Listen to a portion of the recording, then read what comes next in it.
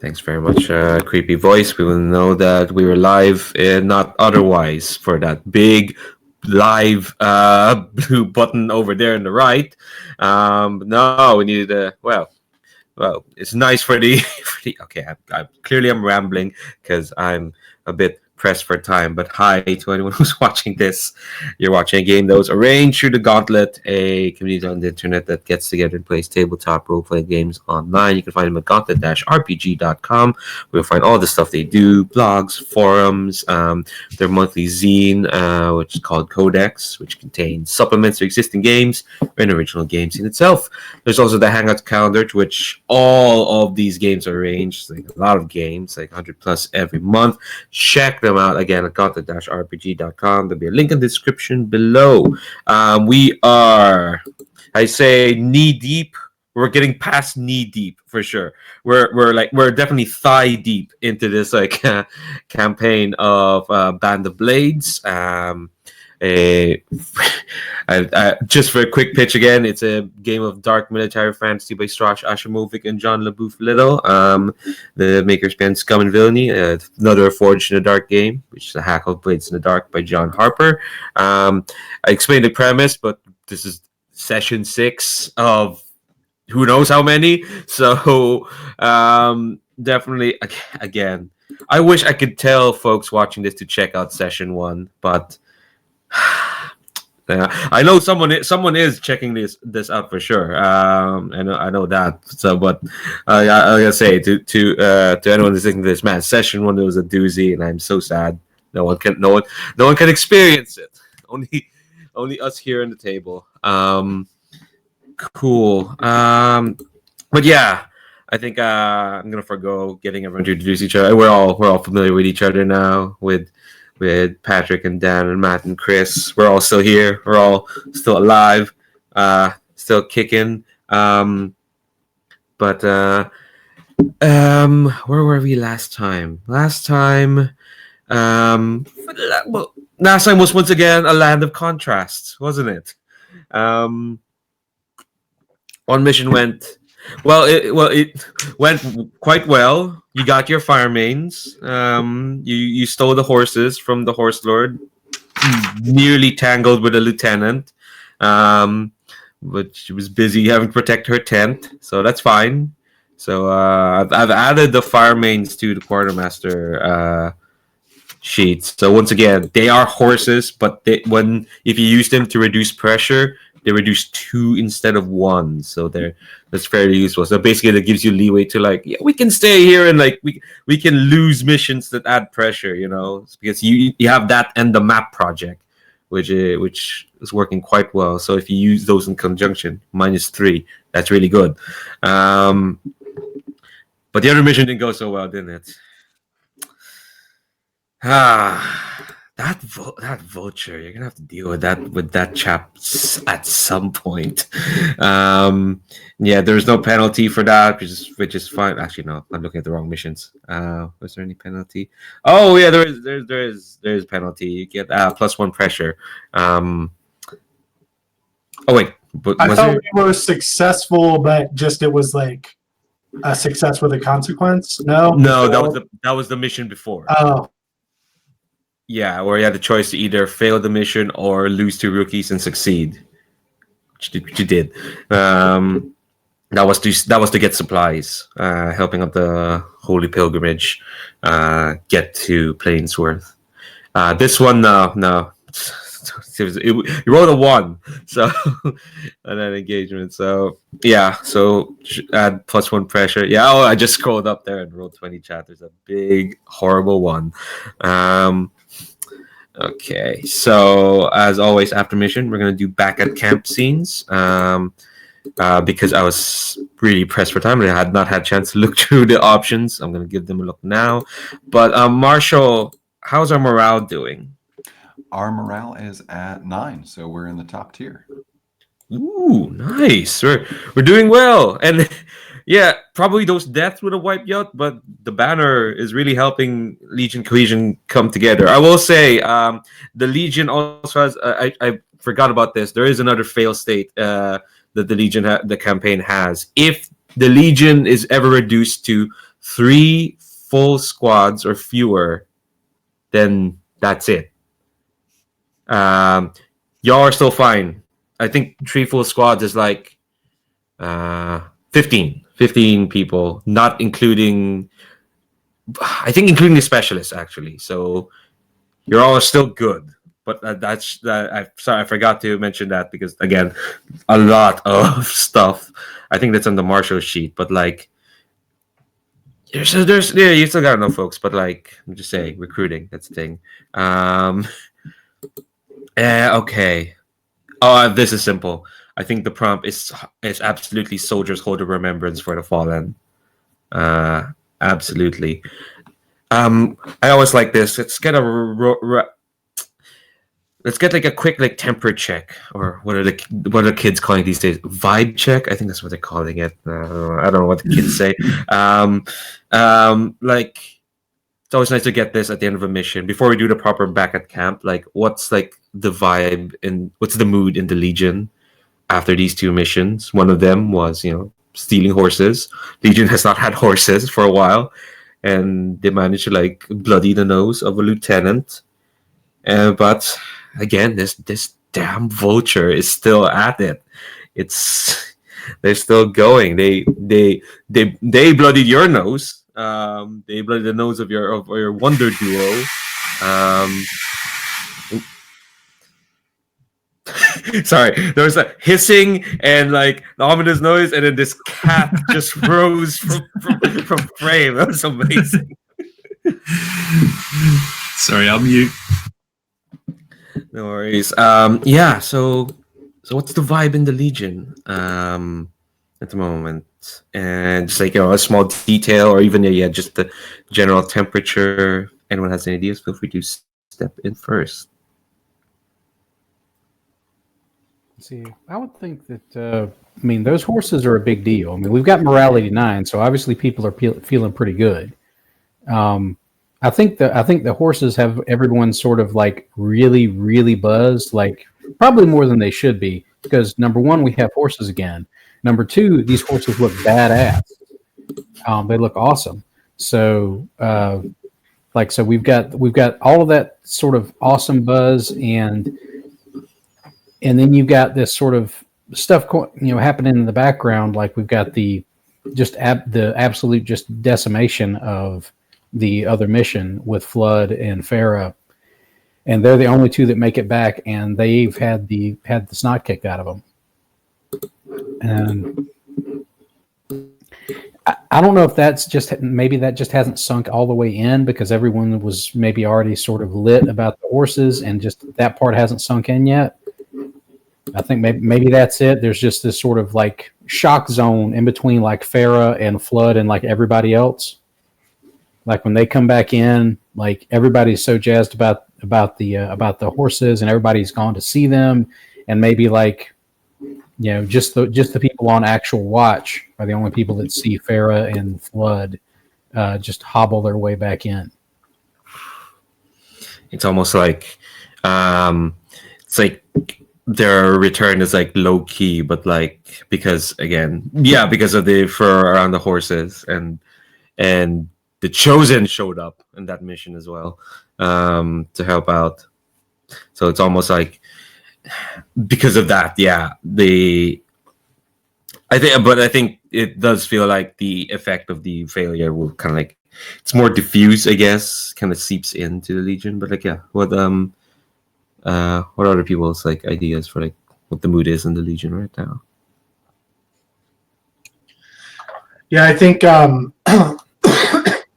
like that Farah and Flood are kind of not quite sneaking back, but they're like keeping it on the DL. But then like once it's sort of the awareness that the mission was failed sort of begins to sort of spread, Flood and his now slightly smaller group of maybe they do talk to the command staff first, Chris. I like that. I think Flood and his little retinue of rookies, now slightly smaller, right, is he's sort of spreading this rumor that like maybe someone tipped off the bandits, or like there might be like some kind of mole in the Legion, that the bandits might have someone on the inside, and he's just being, he's just speculating, right? Like he's just like he can't brook that like someone under that this was his own failure, right? Like, and he's just sort of like fomenting that rumor, letting people believe it, kind of thing. Oh, Flood. Not for the fact that you've slowly trying to make yourself useful by developing that threat 4 bullet. Yeah. Come on. You're in some straits right now. What about Dan or Patrick? How's the mood in Legion? I think there's a sort of ideology, an idea going around camp that, like, as people become aware, this mission failed. We lost half a squad. People got pretty dinged up. But I think the idea that's going around with that is to not treat it as as something to be mourned, but something to be avenged. Like, this is not the kind of morale loss that would make you leave camp or make you desert. This is the kind of morale loss, or the kind of emotional response that would, make you even more determined to fucking get these guys back. To get the wrongdoers back, not to try to rescue the people who've already passed. And I think that idea may be sort of spurned along, sort of fed along by some of the command staff on the down low. Yeah, I do want to get. Sorry, I'm just gonna unironically use the term vibe check now. I do want to check up on the command staff, how they're feeling. I might even suggest framing the back at camp scene around the command staff, unless folks really want to see how we'll get to that later. But Patrick, what about you? What do you think of the Legion? I was just thinking about maybe the scene could play out around. You mentioned the memorial service.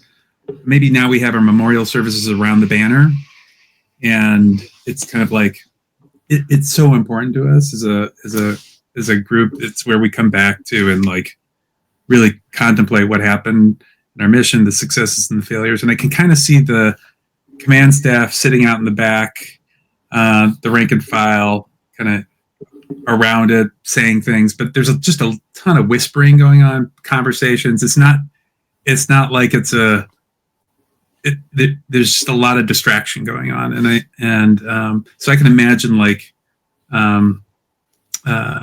everybody being at that kind of level where they're all kind of whispering, like the command staff is talking to each other, the recruits are talking to each other. Everybody's just like not concentrating on the memorial service as much as they should be, and you can kind of see, like, if you had the camera, it'd be like zooming in on little conversations going on. Yeah, the only one who's probably like really concentrating on the memorial service is the Lord Keeper. She's probably the one conducting it, actually, Aswina Shabarti. And mechanically, this is where, if we had a Lord Keeper, David's not here though, we'll be telling a tale of the Legion, and you'll be getting some sweet benefits. But nope, sorry.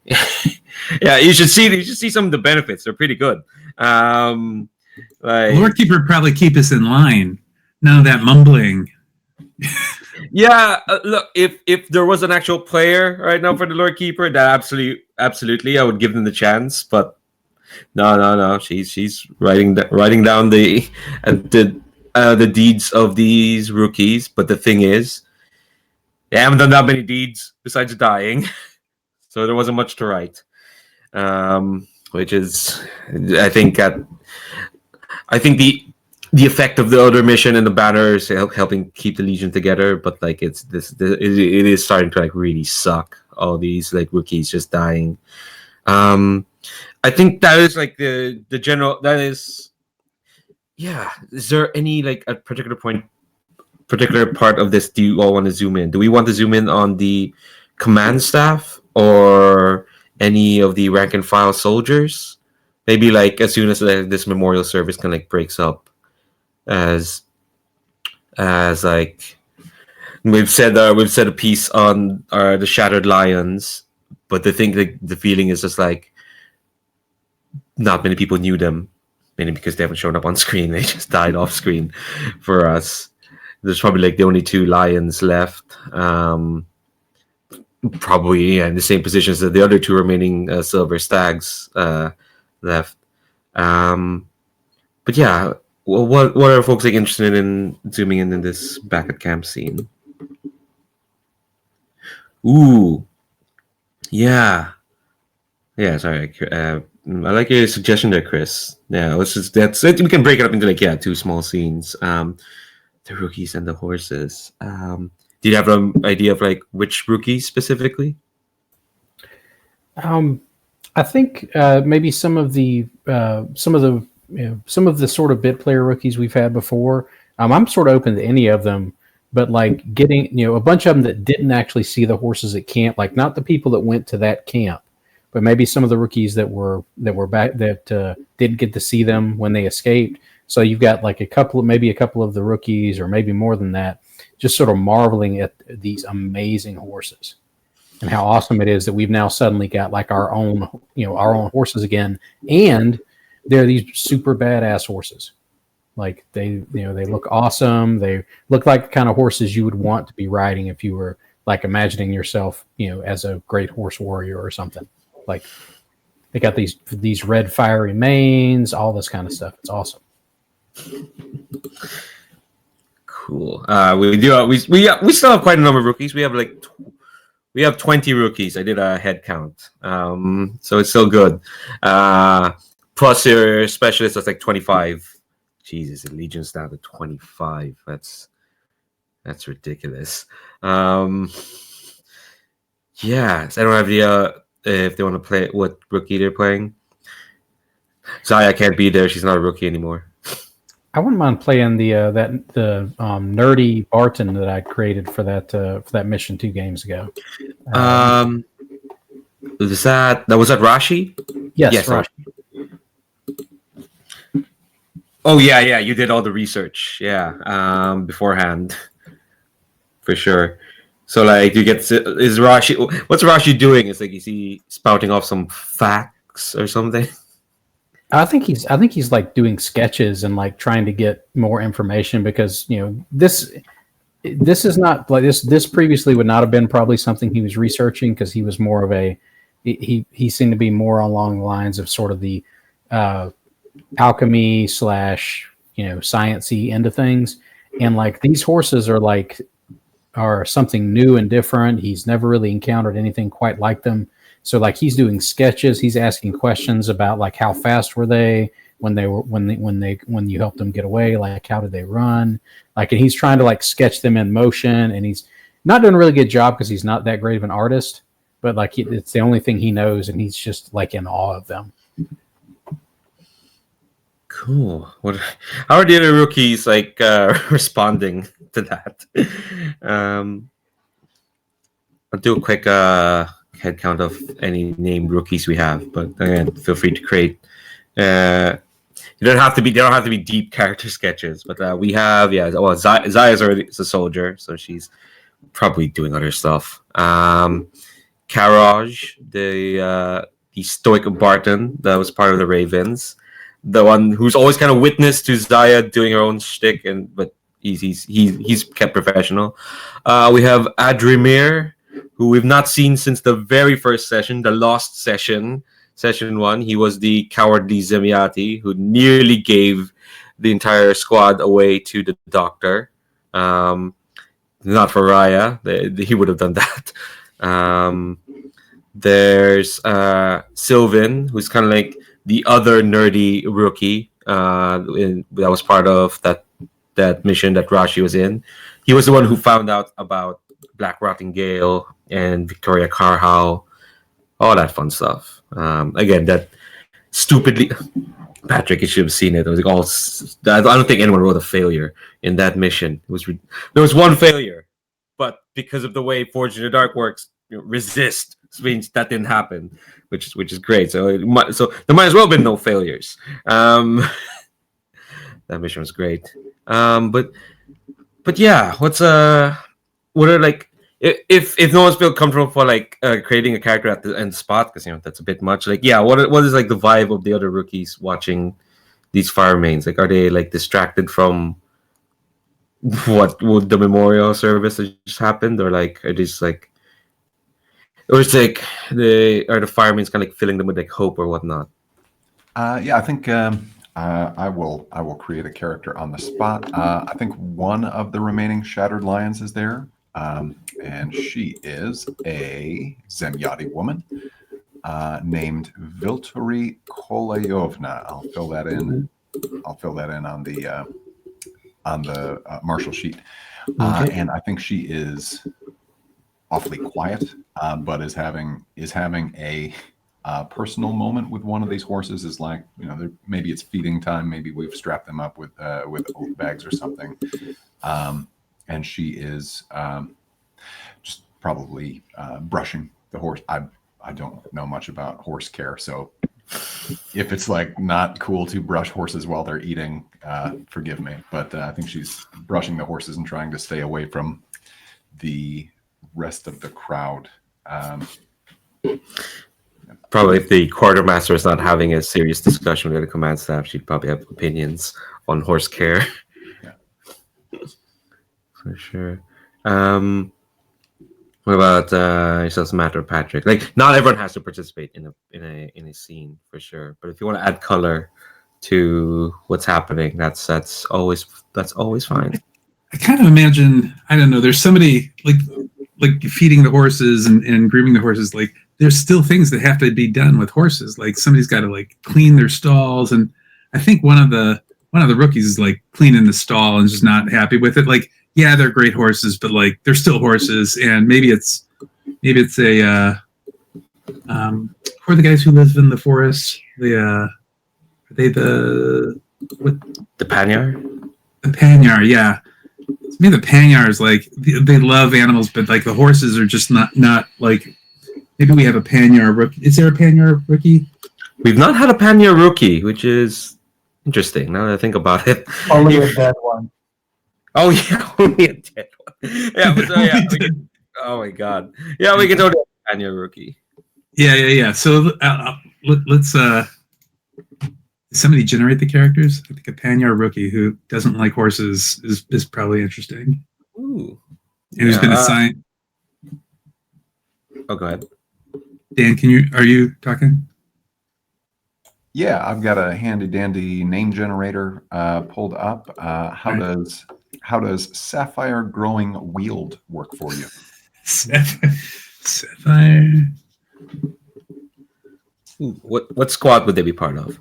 Just so I have a lot of like unfilled sheets. Oh, why don't we fill? I was going to say maybe it's ghost owls that are hanging out there. If Rashi's there. Ooh, yeah. So Sapphire will be the last other ghost owl because there's like two dead ones from that. Replacement rookie. Yeah. Well, squads are made up of 5. Rashi and Sylvan were part of the ghost owls, and now Sapphire. Sapphire Growing Wield. Let me edit that sheet then. Yeah. So they don't like horses.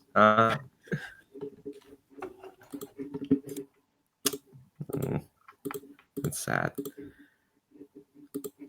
Oh. Oh yeah. There is a silver dancing wield in the ghosts. The ghosts. Are they Panyar? I guess so. Yeah, silver dancing wield. And they were dead. They're dead. Yes. Oh, okay. Yeah. So that's great. Yeah, I love the idea of the siblings. Yeah. That's okay. I think that's right. Maybe he's pissed off at these horses. Did he die on that mission? I don't remember. No, he died in the pilgrimage mission, the one that got you all supplies. They, yes. The All right. I'll say. Well, let's say Sapphire is female and is now just upset about her. I mean, I think she's been getting in trouble since her brother died, and as punishment, she's cleaning the stalls, and she's unhappy with it because she's not terrified of the horses because she loves nature and animals, but they are a little bit unnatural, and they're also large, and so she doesn't feel a lot of affinity with them, and she kind of not resents it, but she's just like in there. She's not talking. She's shoveling horse shit and throwing it in a wagon, and she sees Rashi over there and just gives him a bad look because obviously he's engaged and kind of in awe of the creatures. So she's just like looks up and just like shoveling. You know what I like about detailing these rookies? That means that we're gonna be even more upset if we roll a failure on the secondary mission because now these rookies have names. We should have been doing this from the start, honestly, just to make things worse for ourselves. So with that in mind, Matt, I might have to demand you also define a rookie for us. Sure. Yeah. I think. Should I make a new one then? Okay, you don't have to. It's fine. Yeah. It's a lot to have to come up We with. we've used the Ember Wolves a lot, but we don't have a lot of rookies in there. So maybe an Ember Wolf might make sense. Although, wait, were they the ones that just died on the last? No, the Shattered Lions were the ones who got hit. Okay. Gotcha. Ember Wolves got hit. Oh, yeah.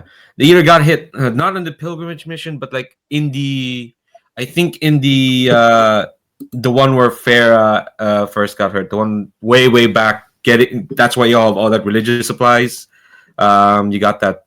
I was gonna say sacred stone, not magic stone. Yeah. You have one more squad that has not been hit, the Star Vipers. Well, the Grinning Ravens are still intact as well. Let's do the Star Vipers then, because I'd like to see what they're like. Let me look up their deal. Let's see. Ooh, they're the experimental weird ones. The Star Vipers are used to test new strange alchemy, new weapons. They're the ones who handle research and face the supernatural. Their squad motto is "In darkness we shine." All right, I think I'll make our Star Viper an Orite, just because we don't have a ton of Orites. And it will be, let's say it's Baronet Cyprian Zardani. Hold on, let me. Yeah, I know you've got stuff to do over here, and let's say he's sort of like dressed in really like a cut above most others, but he's sort of like he's like a city boy with who's clearly spent a lot of time in libraries, and he is up there with Rashi, like sort of examining, but instead where Rashi is sitting back and sketching, Cyprian is like examining the mains and like sort of, you can tell he's sort of like hatching plans for how to use these horses in the future, and maybe like considering how to develop them into like a weapon, as you know, like with armor or excuse me, barding, or like you know, how to use them in future battles. And maybe he's like trying to talk to the other soldiers, but he's like kind of a weird non-soldiery type, and they're kind of ignoring him. Yeah. Okay, I like this dude. I like all these rookies. They're adorable. I don't think we need to play out, because I really want to see this like command. I want to see this command staff scene talk to each other. I think it's just we get a nice. I like that we've fleshed out more of the rookies, because again, it's gonna make it hard. Should we lose more of them in the future? But yeah, I think maybe we get this scene of like, there's Rashi and Cyprian kind of like almost kind of bonding over what to do to fire mains. We've got Sapphire just surly cleaning up after them. We've got Viltori just kind of like probably trying to do what they think horse care is like, and we kind of like pan away, pull back, and we see kind of like maybe I don't know if the command staff has like view of like this scene, but I think one of them probably seeing like, oh, there's some rookies just having like, a bit of downtime, and then I don't know who would that be, maybe the spy master, and then they turn back to like the tent where the whole staff is here. Probably not the Lord Keeper. She's busy writing things up. She's trying to like not embellish, but like make those rookies seem bigger than they were. But let's continue. Like, what do we see of each of the command staff in the tent, and what their mood is like? Because I know I saw Matt put something in the chat, and like we should have that out on the recording. Ooh. But yeah, what's each like? What is each of the Legion staff? What's their mood and demeanor like at the moment? I think Anton is looking through paperwork. He's looking at reports from his agents, but also just kind of survey reports and field notes that other soldiers have captured, and trying to put together a recommendation. But he's kind of quiet right now, going through his papers.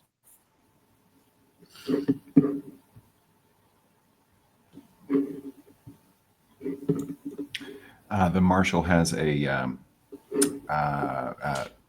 sort of roster laid out of the different troops, and is updating it as per the recent deaths, and seems a little concerned, just as far as our dwindling numbers.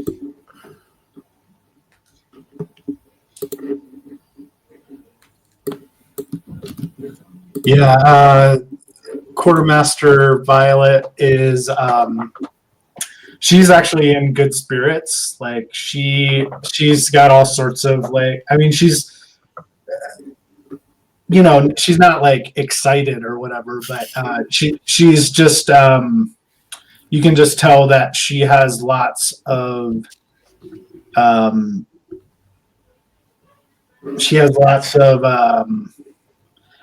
sort of people running around doing things for her right now.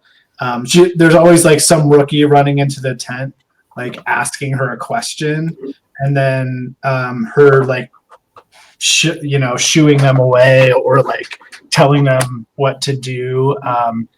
And on her tallies, she's like, what are we going to do with all these relics? There's too many relics. We have so many relics. You do have an absurd amount of relics.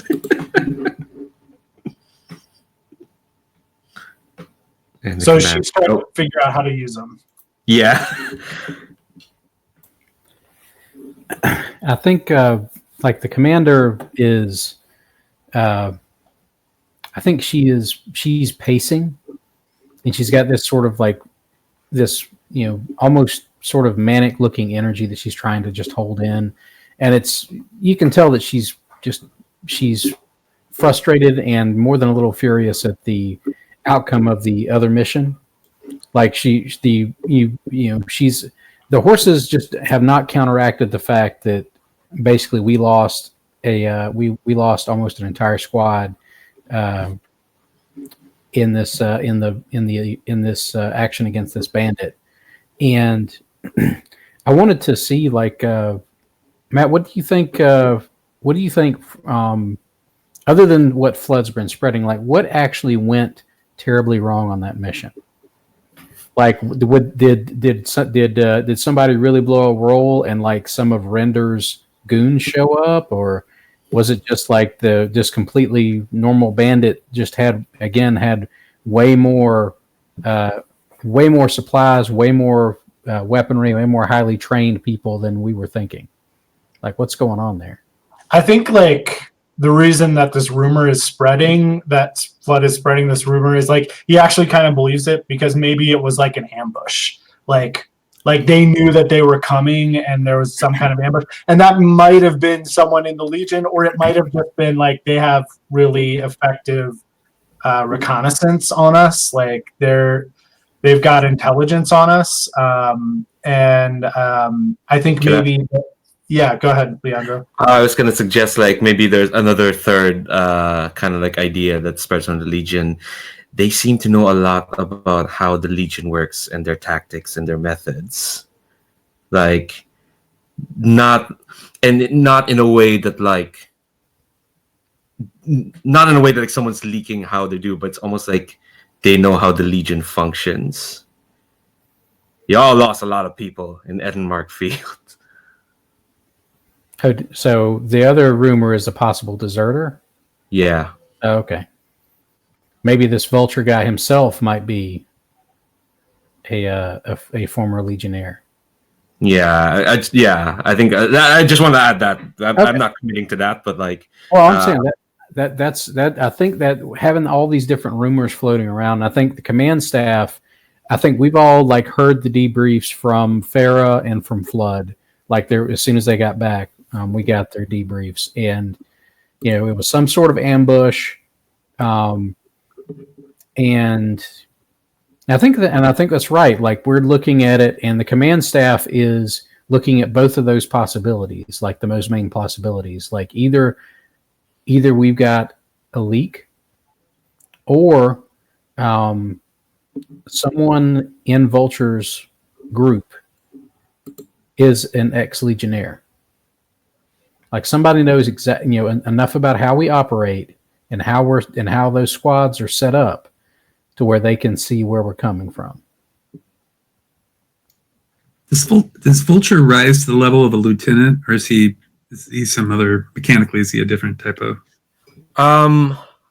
I'd say if you had asked me 2 sessions ago, he would probably be around an infamous, but given what just happened, I think absolutely mechanically he's risen to a lieutenant. He's a threat 4. And I think that's where he's safe for the moment. He's not going to... unless they're not going to reach broken levels of threat, because broken starts at threat 5 and goes up from there. But I think, mechanically, the Vulture will be a threat 4 now. So Anton is, after he goes through his papers, and he's going to recommend to the group that we need to take care of the Vulture. Like this is it's not so. It's partly because he's a threat externally, but also obviously he's a threat internally. He's a morale threat, even though our morale's good. He's just a big question mark hanging out there. That at least Anton is like, we should be thinking about going after him. I don't know what kind of mission it is, but we need to start building a trap towards putting an end to this. This is as big a risk as anything else, and we need to deal with it.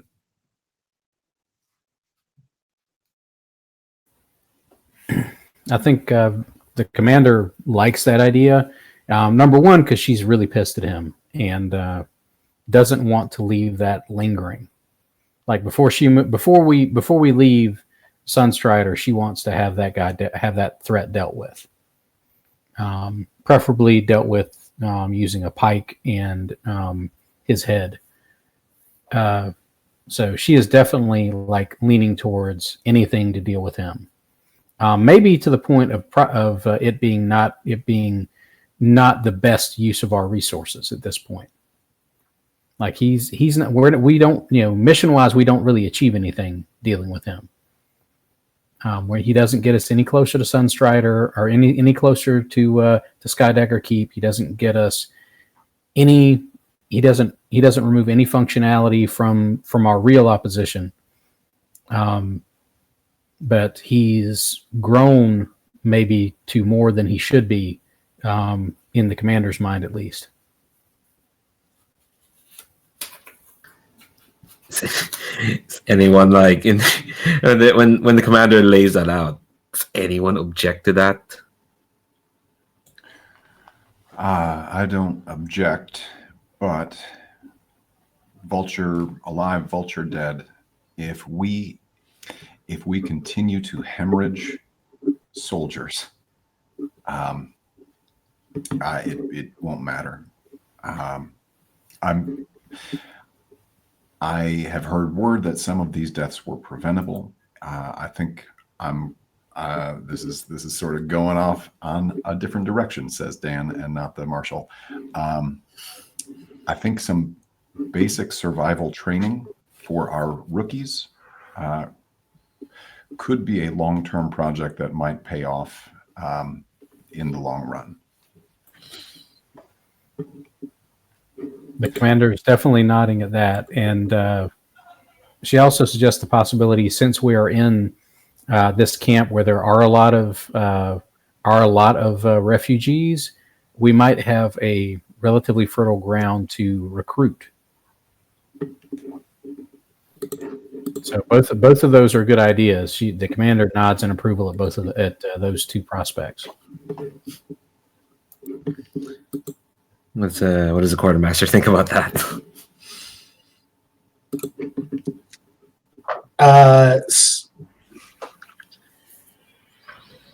She thinks that she agrees. I have no problem with any of this, but the fact is, our soldiers are beaten up right now, and we don't have the supplies.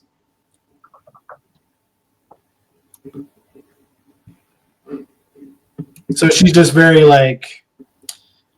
she's like, there's a bottom line here. We don't have the supplies to be doing all this extra stuff. We have to recover from these failures first. Yeah, I think definitely that we get that vibe, but I'm gonna draw this scene to a close soon. But does anyone want to have the last word on this? I think everyone's probably turning to the commander after everyone's kind of laid out. All right, we should go after him. But we need to replenish our troops, but we don't have the resources. Surrounded with all that, commander, to respond to your staff. I think commander looks over toward the quartermaster and just sort of looks down at the map table where we've sort of laid out where we are, and maybe put a couple of markers on the map to represent what we've got available. And I think she says, so we got two things we need to focus on. We need our people to get healed up. We've got 2 seriously injured specialists. We need them back in the field as soon as we can. But we also need to make up the personnel and the rookies. Those two things are going to be our focus, and I will review our mission possibilities accordingly.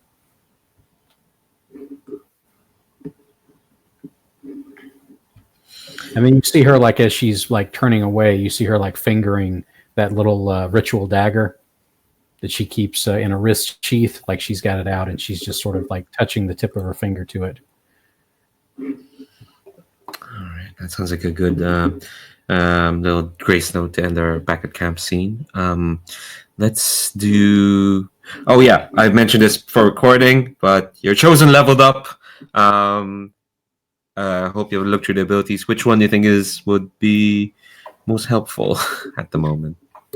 I'm leaning towards that Eyes of the Forest one, I think it's called, where if there's any Panyar deployed on a mission, you get +1 engagement roll. Oh, it's specifically a recon mission. You get a lot of those, but you've been getting a lot of those anyway. Yeah, so I mean, anything that gives us better engagement rolls, yeah, I'm leaning in that direction. I can be persuaded otherwise, but like that was the one that like jumped out at me. I was like, ooh, better engagement. I like the thews as well, and the bounty seems good too. In fact, the top 4 are all seem good. Shapeshifter is pretty good just because intel also helps us on engagement rolls. But yeah, engagement rolls definitely seem to have been our downfall. Dan, Patrick, what do you think?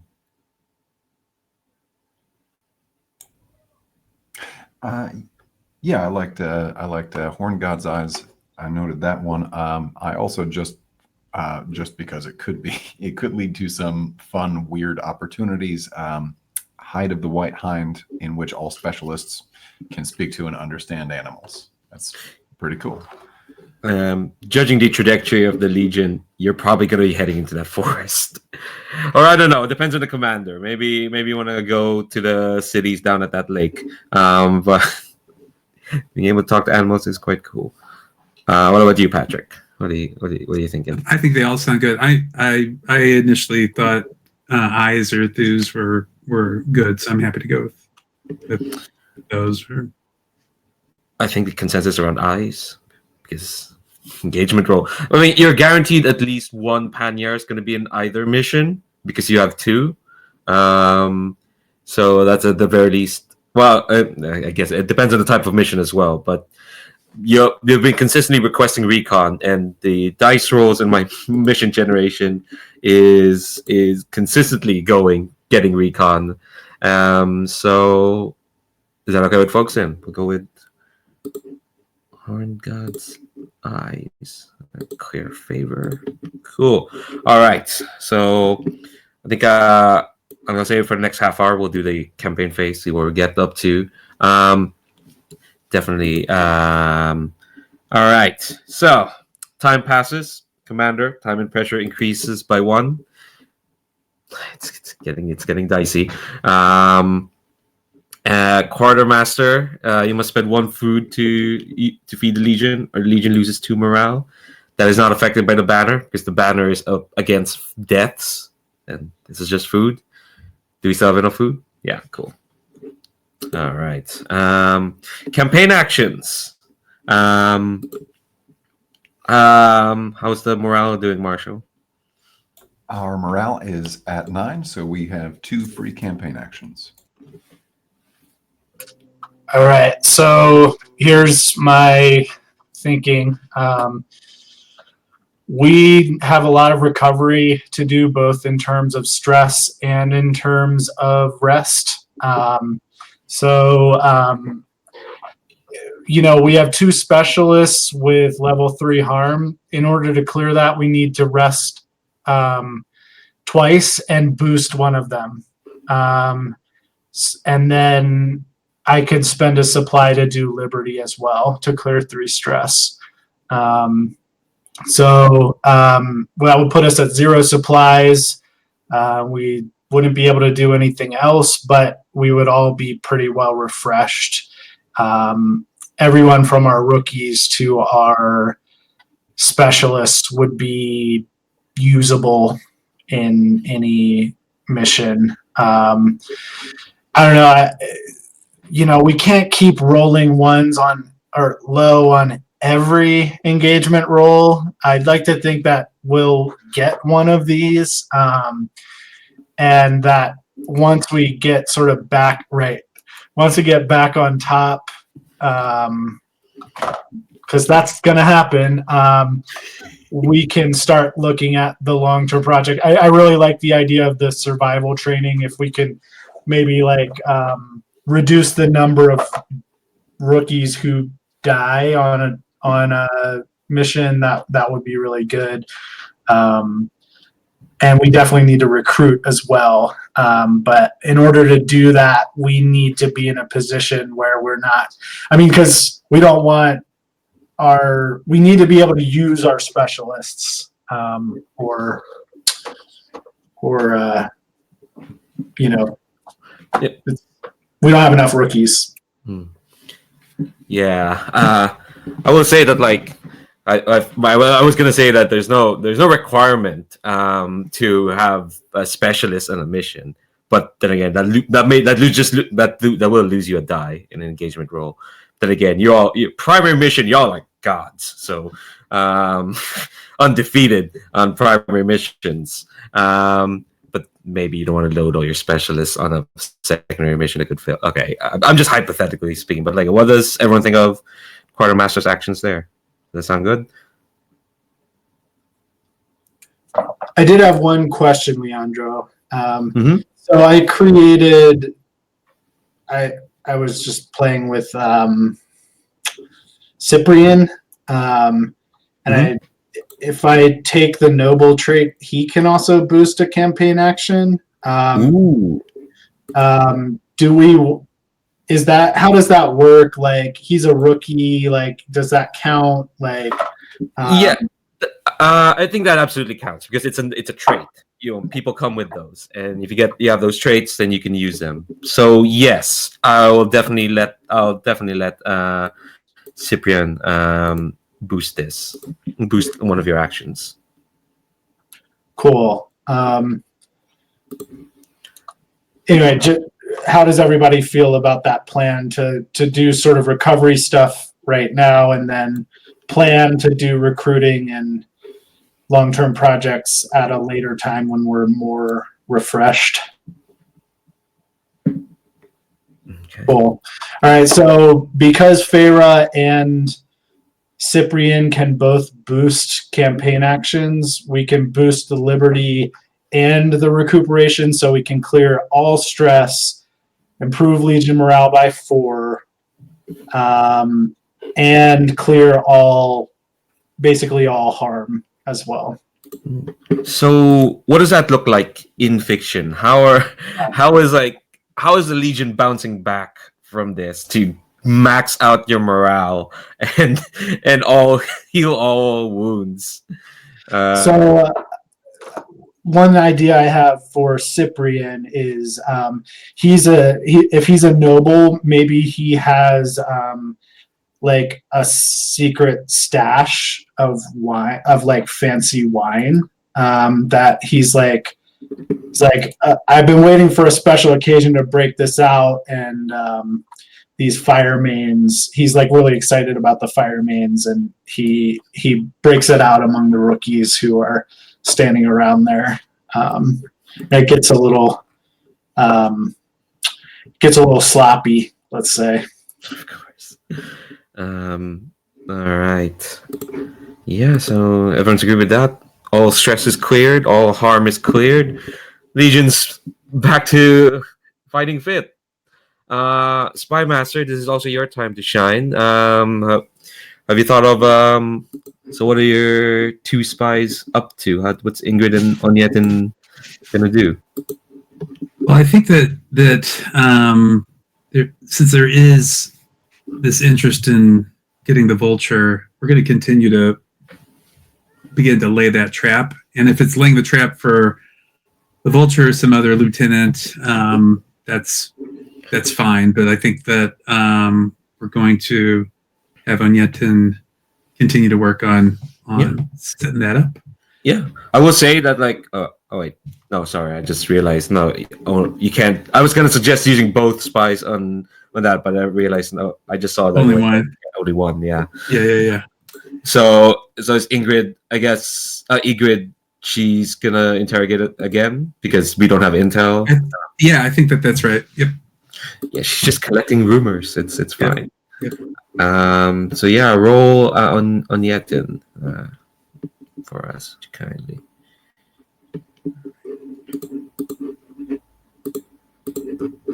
Hey, it's a 5. So on a 5, 2 ticks. Ooh, nearly there.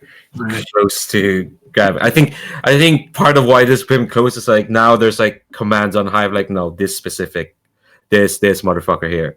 We're gonna find them and we're gonna grab them. So you're getting close. You're nearly there. All right. Cool. So that's the Spy Master actions. Commander, is the Legion gonna advance? Not this time. Let's All right. So, time to reveal today's mission selection. Let me just let's see. Hopefully, it shows everyone. Okay, it should show up now on Sunstrider Camp, but I know some folks are listening to this, so I'm going to read them out. First mission is Area Recon with a favor of Wild. Lady Shaga's scouts have reported that the blight has begun to unfurl around the Diresh forest. The path is still somewhat clear with the reports of a massive beast recklessly spreading the blight wherever it goes. The Horned Ones chosen has intimated that the beast in question may be the great Numean wolf. Learning how a near mythical creature became blighted could be of great interest to the Legion. The reward is +2 intel and -2 time. The penalty is +1 pressure. Second mission. Oh, they're all recon, by the way. Second mission. Great fires have been sighted to the north around the vicinity of the Long Road. Unconfirmed reports have indicated that one of Render's lieutenants is on the move to cut off the communities in the mountains to the north. Scout ahead towards the Long Road and confirm the strength of Render's force to give those in the mountains a better chance to protect themselves. The reward is +3 intel, and the penalty is +1 time. And the last mission is more recon. The Vulture has dealt the Legion a shattering defeat and has extended their reach. Now they prey upon the land route from Sunstrider Camp to the city of Westlake.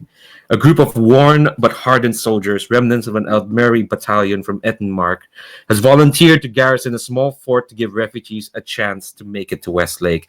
They just need the Legion's help in getting there. If successful, the fort can link up with Westlake and repel the Vulture's attacks, and may even get the Legion some much-needed manpower. The reward there's +1 intel and +3 rookies.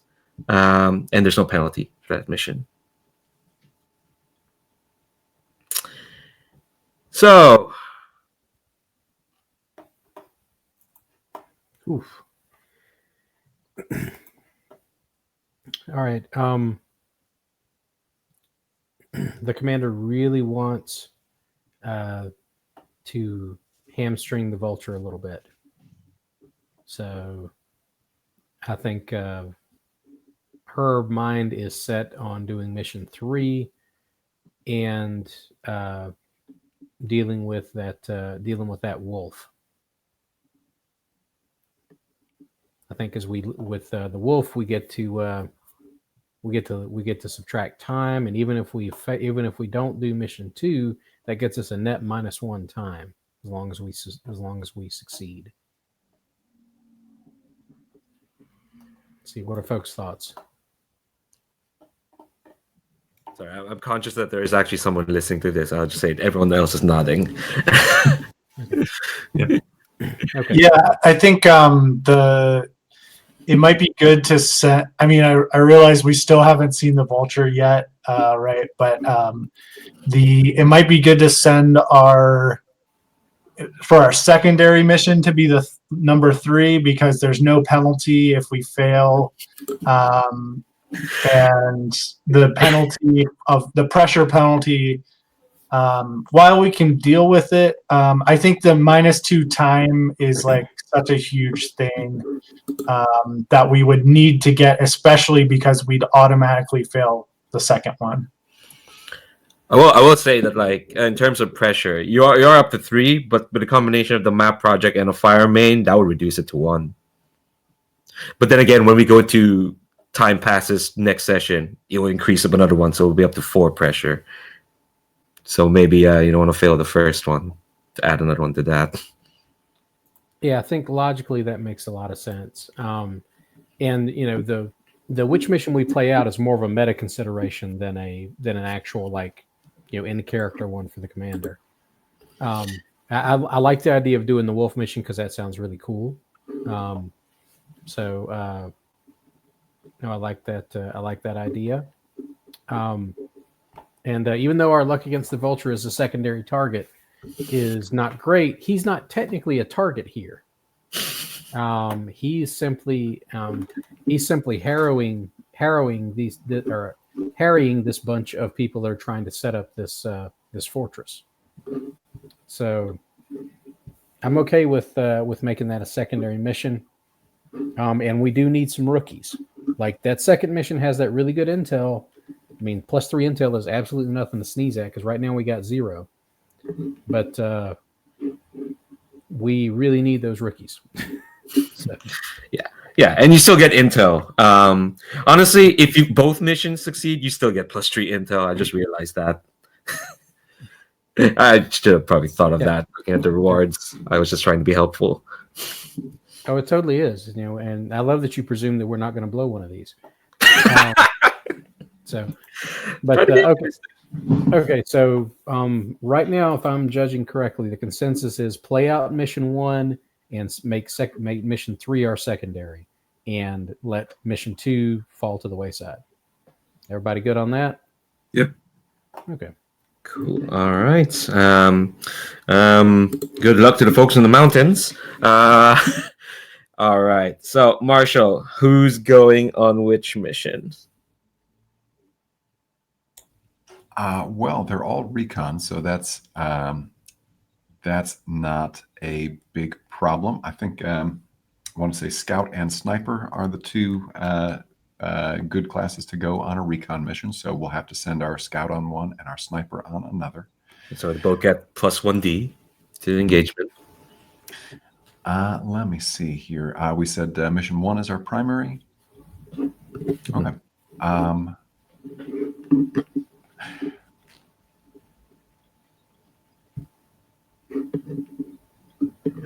Oh, I could see that Breaking Bad pretty easily.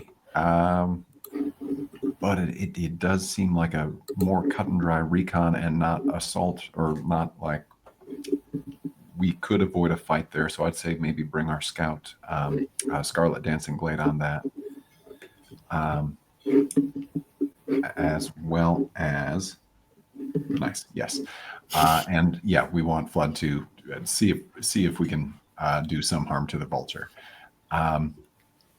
And does anybody have anybody they would really like to play?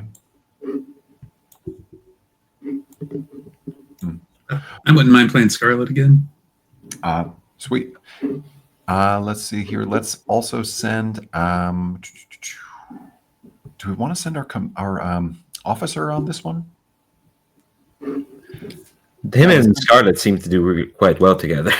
Sweet. Let's send our officer and our medic on the primary one, and we can send Scarlet and. You mean Silver? Yes, Silver Surging Flood, and the Landgrave on the other mission. Does that sound all right to everybody? Retribution. There we go. Yeah. Both of them want to bloody that Vulture's beak a little, so I can see that working. Correct. All right. Well, which rookies you think are sending over? Let's send our science nerds on that primary mission. I want to see the Vipers. Oh, we want to see the Star Vipers on our primary mission. Yeah. I want to see those. I want to see those nerds in action. Yeah, and I think that this seems like a sort of experimental. We're trying to figure out the science of how this wolf could get Blighted. Yes. Yeah, that sounds great. And we can send the ghost owls along with. We can send the 3 remaining ghost owls along with our friends to take on the vulture. Oh no, I'm suddenly so scared for that mission. Yeah. We just detailed them. Yeah. It's a perfect time to lose them. Oh no! Oh no! That role is gonna be so tense. Oh my god! All right. Okay. Oh god! I'm sorry. Now I don't even care about this wolf mission now. I just have to make sure though. Oh my god! Oh my god! All right. Okay. Hold on. Let's keep it professional. Okay. So we've got we've got Scarlet, Melislav, and Raya, and 2 Star Vipers coming along. Does anyone have any preferences who they want to play? I'll play a Star Viper. I'll play Cyprian, I guess, if that's cool. Let's see. I'm okay with doing the officer again if nobody else wants to do that one. And Dan, are you coming back to Raya? Yeah. Yeah, sounds good to me. Cool. Do you mind detailing this other Star Viper? It's like I'm leery of of myself creating characters because I realize they might become player. They will be played. They might become played. Who knows? They might die. But yeah, give me just a second. Let me pull up this name generator, and we will just give that a big roll. Let's see here. We have got a Zemyati woman named, gotta love Zemyati names, Isalana Gabridyorovna. oh my god, I'm imagining her having to explain that to to other Legion rookies. No, it's Leviosa. Not Leviosa. not to characterize her immediately. Well, I guess I kind of have to play her in this mission. Cool. All right. So I think we still have some. You know what? We're coming close to an hour and a half before we get into the weeds of things. Let's take a break till the half-hour mark. So 9 minutes. That should clear things, and we'll do load and engagement roll. And we always have a good time with primary missions. It'll be fine. Jeez, I'm worried about that Oh my god, why did we do this? Oh god. Anyway, see you in a bit.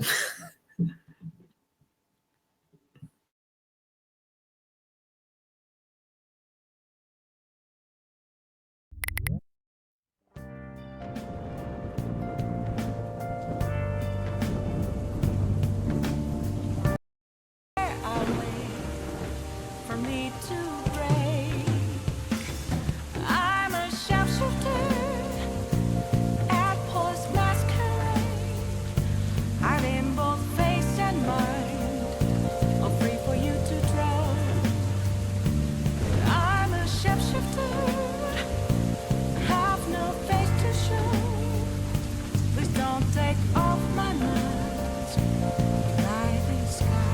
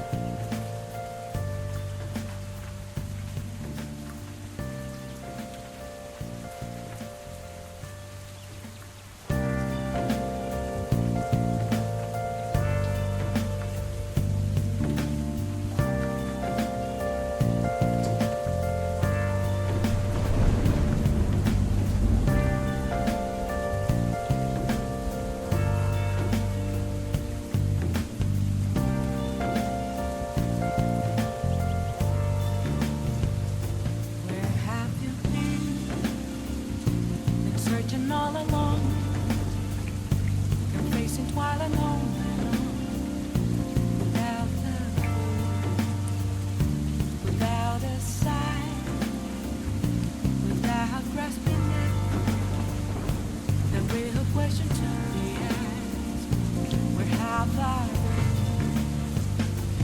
I'm a sharpshooter at close masquerade, hiding both face and mind, all free for you to draw. I'm a sharpshooter. What else should I be? Please don't take off my mask, revealing dawn.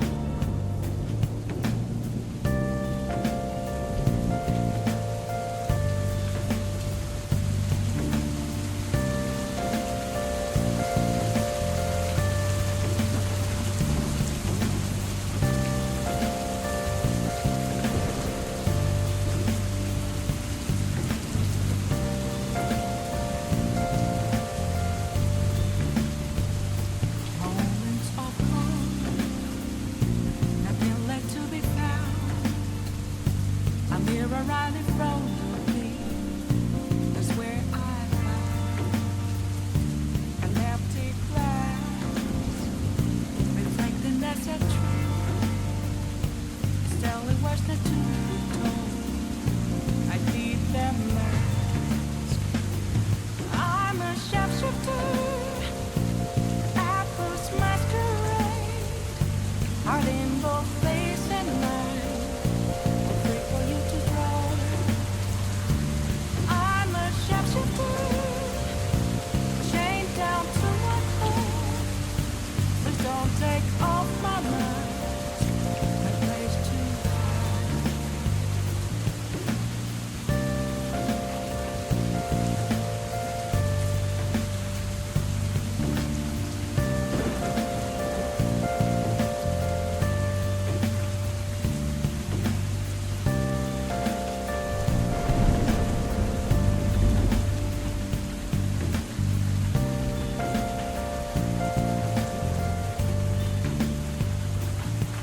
I can't tell you how to see me.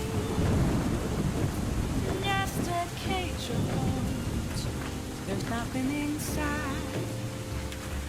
Will it unleash me, burning down the walls? Is there a way for me to break? I'm a sharpshooter at Paul's masquerade, hiding both face and mind, all free for you to draw. I'm a sharpshooter, have no face to show. Please don't take off my mask, my disguise.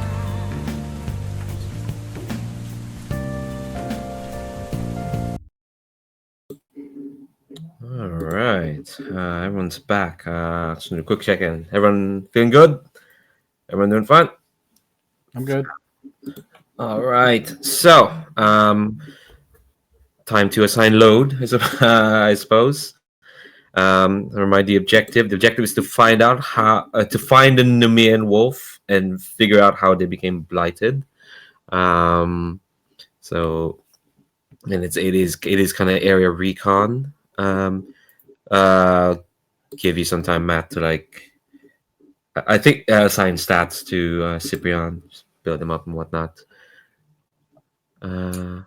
He's good. I just gotta select load. Cool.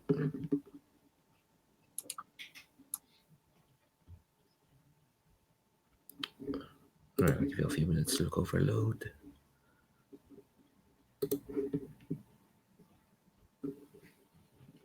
I have a question, Leandro, and I didn't think to ask this last time. On the loadout, the light loadout for the officer, there is a checkbox next to the fine ornate clock. Like, what? Huh. How is that like a use check? It doesn't. It's not a circle like the other things that have uses. Yeah, that's. Let me double check the actual character sheet. That doesn't seem right. Give me a second. That could just be a mistake. I don't see why you need to check off. Why you need to check off ornate? Like, how ornate is the? I just have questions now. No. According to the character sheet, no. You need to check off the ornate. Why? I mean, if you need to tell time, I suppose. If there's some maximum coordination needed. Other than that, I think it's supposed to be a cloak. Oh yes. Actually, no. I just checked the sheet. Yes, no. It is absolutely meant to be cloak. Sorry, you said clock, and my eyes kind of like hazed. It does say clock in the actual Roll20 sheet. That's why I was puzzled. I'm like, what is? Yeah. Okay. All right. Yeah, I see that. That's not it. Yeah, I can see how that'd be weird. Yeah, no, yeah, it's absolutely meant to be cloak. I just looked at the sheets that the printout ones. Yeah. Hey, can I ask a couple questions about mechanics? No worries. Yeah. Difference between is there a difference between hand weapon and large weapon? And if I take a pistol, do I need to take ammo as well? The first one there is it'll affect. Oh God, it's hard to. It'll affect your potency. So there is a difference between using a hand weapon in a straight up fight towards using a large weapon in a hand up fight, and there's a difference between using a hand weapon to like silently try to kill someone and using a large weapon to stealthily kill someone. So it definitely affects your positioning and effect for sure, or which one you take. And pistol, yeah, you're gonna have to take ammo unless you just brought the pistol to like threaten people. We've not gotten many missions where you have to deal with other people, so we've not had to do that. But you know that could be something. That's a note to myself. More missions that deal with actual people in the future. Gonna be hard to do in the forest unless we go to Westlake. But yeah, that's what it means. Yeah. So depending on the weapon, it'll affect. It'll tell me how to like conduct or modulate what the scene kind of like demands in terms of position and effect. Of course, I should remember that what weapons people are using. But then that's also like why there's a difference between using a large weapon or a fine large weapon. Fine kind of like increases your potency because it's made good. If any other way, like a complication I could introduce if you don't have a fine weapon is you try to stab this horror and you roll the 3, your spear breaks and it gets lodged into the horror because it's cheap. It kind of flies away from your hands and it's now on the thing. It's basically like it's a flag for the GM for sure. Like, how can I work things around the fiction? Okay, cool. Actually, double check what's in the soldier's kit. There's in the printout sheets. There we go. Soldier's kit. Yep. Bedroll, flint and tinder, knife, lantern, day's rations. This is probably like a bit of a trip for sure. Does everyone pick their load?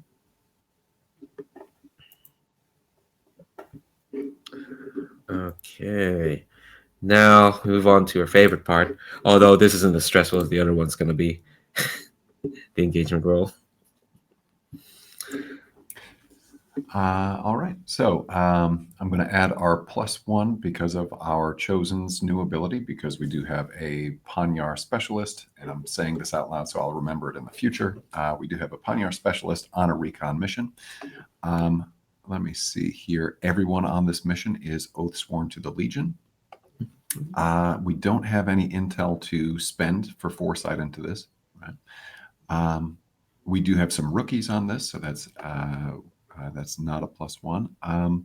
Does any Legionnaire distrust the leadership or not fear them enough to obey orders on the battlefield? Anybody think that's the case? I'm not sure. I don't know if we'd established how the Vipers feel about the officer. He had that sort of like funk around him before, but he's had that one successful mission now. So I don't know how far that's dispelled that funk or not. What do people think? I don't think we've heard enough from the Vipers to really know how they feel about it.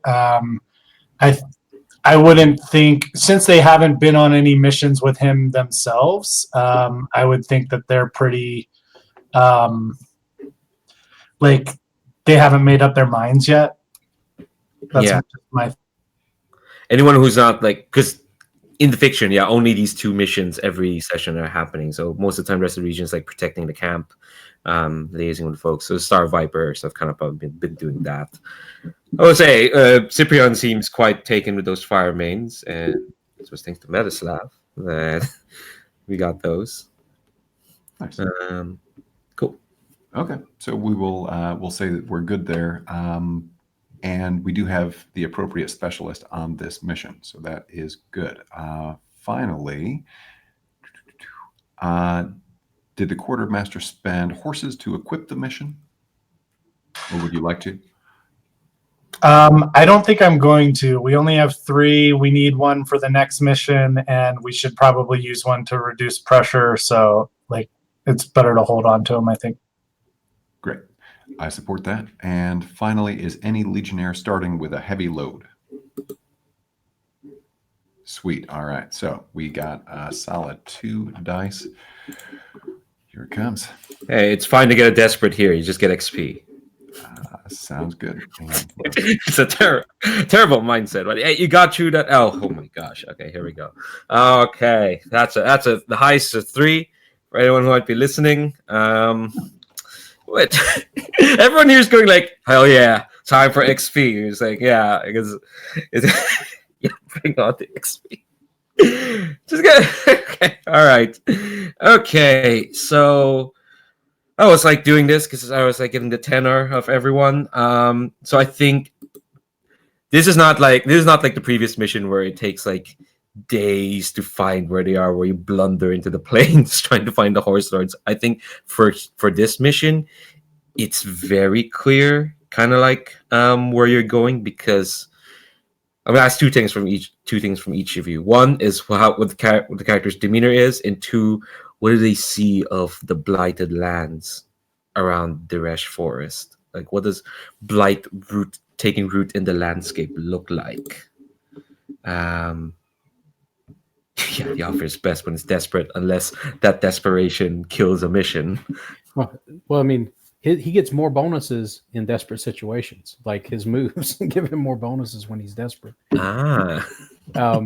So I think we're looking at when you come up. This mission has us going into this northern forest, right, or the southern part of the northern forest. Yeah. Okay. So I think you start to see, like, up until the point where we get to the forest, it looks mostly normal, like it's plains, but like you know, every once in a while you'll see, like, you know, a splotch of like dead grass or something like that, but nothing that strikes you as unusual. But I think once you start to get close to the forest, I think the scrub trees and the brush that sort of leads into where the forest would be, some of those are looking noticeably warped.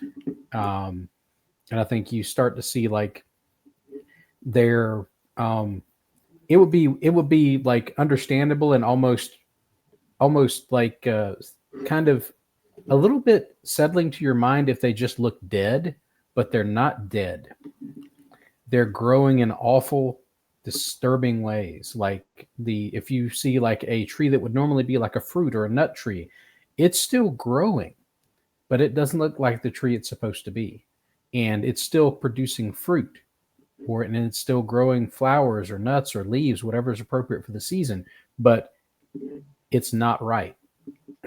Like the leaves are a sickly version of whatever color they're supposed to be, but they're still growing full, and they're still like cover, like there's still brush cover and things like that. You're not dealing with like dead trees and broken bush or and bracken and all that. You're not dealing with that. This is all growing, but it's growing in a horribly wrong way.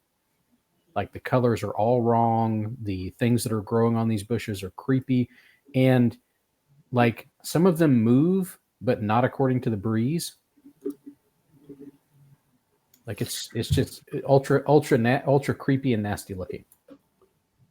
Yeah. So how's Metaslav reacting to this? I think Honestly, I think he's probably more settled with it than maybe the Panyar are, because the corruption of the forest is like really punches where, the Panyar are really where they live.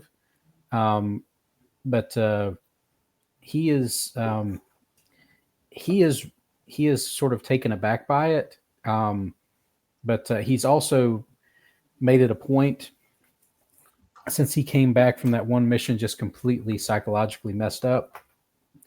He's making a point to always appear like aloof and settled, like he's putting on a solid, hard front. And he's sort of bottling everything up. So he is really creeped out, and it's messing with him, but he is putting on this face that he's not really affected by it. Like he's putting on this really hard face, but he can't. But it's obviously a mask. Like there's obvious effort there. Like if you stood and watched him for a few minutes, you'd see how much effort he was actually having to put in to maintaining that face when he's looking at what's going on with this forest. Mm-hmm. All right. What about the rest of our squad? I think Raya has taken up her usual space, which is walking alongside the rookies, and this is a new troop. I think they were having a hushed conversation that started about like cooking recipes, and like one of you brought like some cookware and some fresh food, right? But it swiftly changed into like more experimental cooking recipes, and like, what if we could get a hold of some of this blight stuff and, like, I don't know, cook it, turn it into a bomb. These are a different kind of rookie than she's used to. And during this conversation, I think the wind shifts a little bit, such that we get a whiff of the forest, and it is something unpleasant. I think there's the smell of fermentation gone wrong. And Raya is familiar with this smell, and she's able to place it. It's a similar smell to that noxious gas that burned her, I think on the last mission or the mission before. Yeah, the mission before, the one with Eater. Right, and she sort of unthinkingly touches that space on her leg that she'd been kind of scalded on, that's been treated, but it still has a little bit of a rash, and it still feels a little strange. Yeah.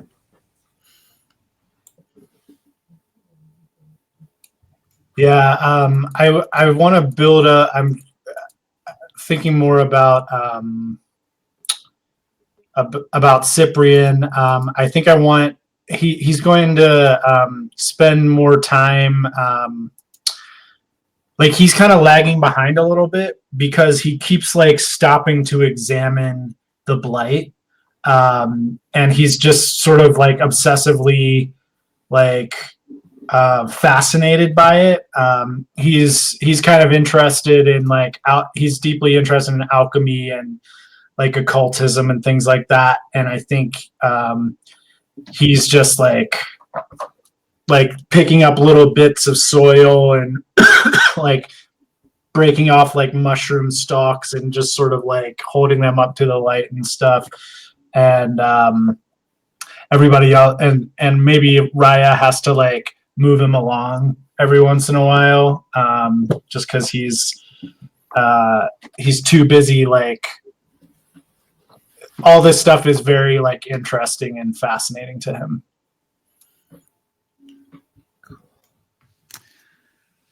Scarlet is, well, just building on everybody else's description of the forest, which I think is really good. I think so you covered the smell and the look of the trees. I think it's also like eerily quiet, but it's there's still kind of the rustling and the cracking of branches, but there's no birds. I think you can still hear insects buzzing around, and maybe the amplification of the buzz is louder than it would normally be. But definitely, the eeriness of no birds being heard is creepy. Scarlet is a Panyar, is in some respects happy to be back in the forest, but also is creeped out by the the taint, and I think that she is also seeing a change in the wildlife as well. Clearly, no birds, but also I can imagine him running across. I think he's out ahead of the group, doing a bit of scouting, and where you'd expect the either maybe Panya comes across a group of wild boars, or Scarlet comes across a group of wild boars, and either they would normally be like running away, or they'd be approaching Scarlet, because Scarlet has is in tune to nature a bit. They're just kind of like just sleepy looking, and like not moving quickly, and they're just like really like they look tired, for lack of a better description. They just don't have much life in them, but they're not spunky. They're not like energetic like you'd expect these boars to be. So the wildlife has been affected as well, and I think Scarlet's more wants to get down to what's happening here, and not scared as much as he might be if he were outside of the woods. Nice. Well, not nice, but you get my sentiment. Also, ignore the 2 clocks I just put there. You'll find out what they're there for a reason later. Because I think as you kind of like walk closer to the forest, you can start passing these trees that are growing weird, and like these sleepy boars. I think every now and then you might your vision around you kind of like starts getting hazier. Like it looks like fog is coming in, or maybe you're just seeing fog. Who knows? But I think suddenly, like more of as you're walking, more of these trees kind of seem to they almost seem to be like popping up around you, and suddenly you hear this horrible. Sorry, I should have muted my phone there. That's ruining the ambience. There's this suddenly carried like it's next to you, but you can't see anything besides trees and like just the hazy, like sort of pinkish sort of fog that's almost like occluding your vision. I imagine like it's like you're in this miasma of like green and purple that's starting to like surround your vision. You hear this horrible phlegmy growling, but you can't see anything around you, but it's carried in the wind. And okay, here's the fun stuff. Can't believe I already used up hand mines. I have to think of something else. You hear scratching from one of the trees next to you, and this is a particularly bulbous looking tree. And you hear scratching from inside the tree. And then you hear like the phlegmy growling that's carried in the wind kind of like ceases. And then you hear another sort of growl coming from inside the tree. And then another tree starts like growling. And then another tree. And then another. And the first one that you heard, you can finally see that like the bark is like bulging. Something's trying to get out. And then you hear this like wet sort of squelching sound as like suddenly this wolf's head bursts through the bark, but it's half rotted. Its face looks like it's melting off its skull. This is not the Nemean wolf. I just want to be clear, because more wolves start busting out of trees around you. I'm making a 6-step clock. Escape the wolf forest. I say that because, but I've not actually put the name yet. I'm just gonna do that right now. Okay, show me plate. See. Okay, there we go. You're in a desperate situation. What do you do? I think the officer is ordering people to pull back in a direction to where it looks like the trees are a little thinner. Because it seems like we can see where these wolves are like basically forcing their way out of these other trees, right? Yes, yeah. He's basically motioning for everybody to pull back, and he is sort of trying to just hustle the rookies and the medic back. And I'm guessing probably Scarlet was scouting a little bit ahead, so they may not be with the rest of the group. So they might be able to maybe do some mop up with some gunshots or something to distract these things as we pull away. What I'd like to try and do is basically get us out of this space with these guys, and I'm not sure if that would be like if I should be using like martial or maneuver to do that. I'll say if it's here's a suggestion. If it's martial, it could be like a setup action so that someone else can lead. But then again, you're good at group action, so maybe I think it's like everyone kind of has to marshal each other because you're in a horrible spot, kind of. And I think definitely the other rookie, I'll give her I'll call her Isa because I don't have to pronounce the entire name, or Lana. Either way. She has a preference, but because she's a know-it-all, it's always like it's always the other one. So if someone calls her Lana, she says I prefer Isa. But if everyone calls her Isa, she says she prefers Lana. She's infuriating, but I think she's Legion trained, but her instinct to just what the fuck. As much as she's kind of slightly fascinated, her instinct is just like, I mean, it's a terrible spot, so it does look like she's kind of like waving her musket, like a bit, kind of in peril a bit. This I think you're gonna need to marshal these folks. Okay. I'll start out with the marshal then to try and get everybody into a cohesive unit to move out. Yeah. Because otherwise, I think trying to get out of here is a bit of a limited effect because there's the miasma and so many trees, and the wolves are coming out. Oh, there's a cat. Well, how does Metislav like marshal everyone? Oh, I guess you already described.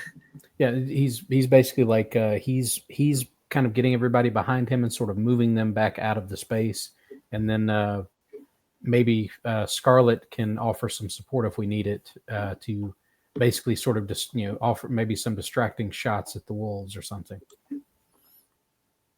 How does that sound? Yeah, I was thinking Scarlet's also looking out for, is there like a alpha wolf, one of the wolves bigger than anything else, or are they just kind of a pack, or is there a leader of the pack? We might save that for when you get out of this situation. At the moment, Right. you're in a safe spot. All right, so let's do this martial roll. Basically, if this even just gets like a 5, everyone gets boosted. Everyone will be set up to do what they want to do next. Is that okay with you, Metislav? That's cool with me. Cool. So this is desperate standard, I'd say. You've been in enough situations like this. You kind of know what you're doing. Well, maybe. Do you want to push yourself, or do you want the devil's bargain? It's a little early for the devil's bargain, but you know what? Let me hear it. Oh wow. Okay. You know how you didn't hear any birds? Yeah, you start hearing them. Ooh, oh. And again, it's a phlegmy sort of caw. You know what? I'll take that bargain. Okay. All right. Okay, so we're at desperate. Yep. Standard. Okay. And 1 bonus die. Mm-hmm. Don't forget to mark resolve. Hey, that's a 4. All right, you do it, but there are consequences. Okay. All right. So I think everyone is kind of like, yeah, marshaled. Everyone is like, I think you're doing a good job of like kind of like drawing everyone to like, no, remember training, remember to do it. But I think the consequences is like, uh, hold on, let me look at the things. Let's see. On a desperate, I do it, but there's a consequence. Okay, here's what happens. The I think you're doing such a good job of like getting everyone to like come together that like um there's a lapse. Sorry, my attention is also lapsing. Your Matt's cat is grooming quite quite gracefully over there. No, it's fine. It's fine. Yeah, I think.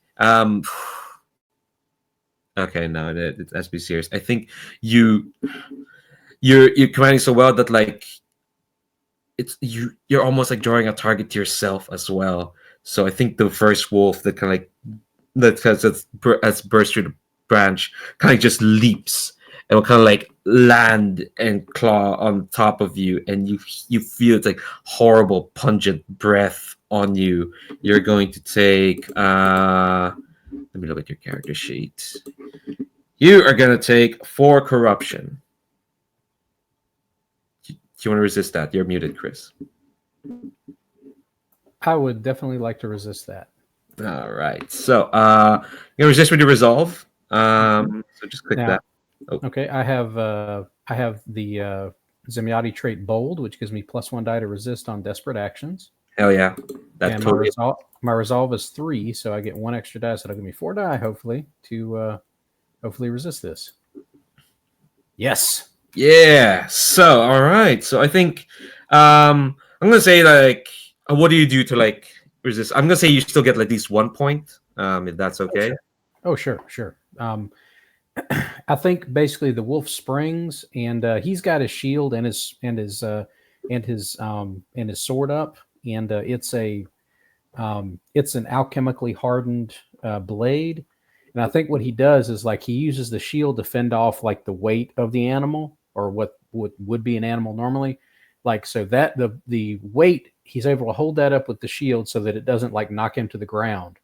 And then he plunges the sword in, but as he's shrugging this thing off the shield, I think the claws sort of come down and rake his sword arm, and that's where he gets the corruption. Hell yeah. This escape the wolf forest is going up by 2 ticks because of the partial success with the marshal. I think everyone's suddenly like, hell yeah, we can get out of here. So who wants to do something next? The marshal is kind of like, not the marshal, sorry, the officer Melislav is kind of like almost as an afterthought, like he's commanding, wolf comes, sword, throw him off. He's suddenly become a badass. Who knew? Just put the camera on him and he can become a badass. But who wants to do something next? I see Patrick, you've unmuted. Yeah, I wanted to follow up on the scout out and looking for some high ground. And again, is the scout able to identify kind of a leader of the pack, an alpha wolf? That sounds like a roll, and that's going to affect this other class. Yeah, that sounds like a scout. Yeah, but you're in. Yeah. I'm gonna say this is kind of desperate limited because again the haze and the fact that you're trying to get away from all these wolves bursting out of these like blighted trees. So it's gonna be desperate limited. All right. Well, I get a bonus on desperate, which is good. Nice. Okay, so that's 4 dice. Do you want a bonus? You can push it yourself. Okay, I'm good. Let's do it. Yeah, it's 5. 5 is still good. It's partial success. Limited though, so I should name this clock. This clock is the Nemean Wolf clock. This is our basic like. Yeah, you solve this. You accomplish missions objectives. but then we'll have to do another clock for you to get out of here because you're in a dire spot. Well, you do have a clock here, I guess, but I've got more stuff planned for this mission. Yeah, so on a 5, you're gonna do it. So I think I'm assuming you're moving, kind of like back away from the trees and you can hear. There's now like a cacophony of noises as like these wolves are kind of like bashing themselves to get out of the trees, and you hear from somewhere up above you this like horrible phlegmy caca of like this like something up there in the sky, and I think Scarlet, who for the record is a cat boy. We should get that on the record. I don't know why that's important right now, but I feel like cats hate birds. Yeah, well, true. Yes, cat hates birds and wolves. I don't know. I don't know. Cats like cat. No, not even. Cat likes themselves. Yeah. So, yeah, speaking of cats, there's so many cats today. Best. Yeah. So you're kind of running through, and I think you hear again that phlegmy growl, and I think you see it just bounding in the distance. It's huge. It's like it looks like it could use the commander's command tent for a tarp, for a cloak, or a napkin. It limbers somewhere in the distance, almost like it's climbing up a hill. But now that you've seen it, suddenly it is quite huge. And in modern day terms, it's like, let's see, trying to look out my window. It's like 1.5 story tall. Taller when it's on its hind legs. It's huge. And I think you can say what direction they're headed toward. It's where it's headed. Scarlet. Also, don't forget to mark experience. You're in insight because you rolled with scout. And we're still in a desperate position. But I think here's the consequence. Isa or Lana, depending on the mood, sees that the wolf as well, and she kind of like just has I think you're all moving kind of like not stealthily, but like quite stealthily, and she just kind of like panic yells like, "There it is!" and almost kind of like instinctually runs towards it. Actually, no, she doesn't, because the marshal. Well, it was a partial success, so it's not as lockstep. So I think she'll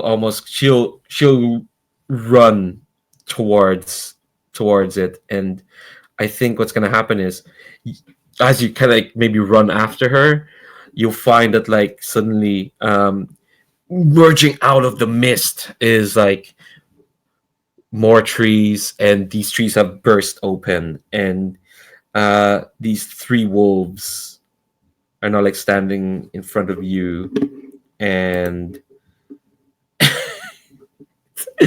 no, God, no.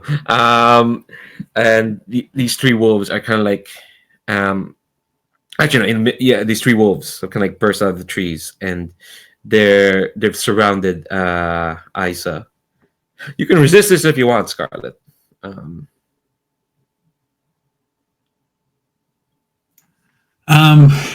So if I resist it, do I have an action that goes with it? Like, or is it more narrative? Yeah. If you want to, you can also just say that didn't happen. Normally, like it's cooler to like say how you resist the action, how your badassery helps make sure this action doesn't happen.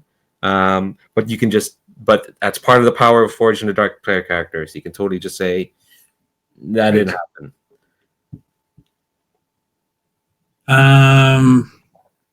No, I think I'm going to resist it, and I'll resist it by trying to draw its attention. I feel like I'm far enough away that I'd still be able to eventually get a shot in on it.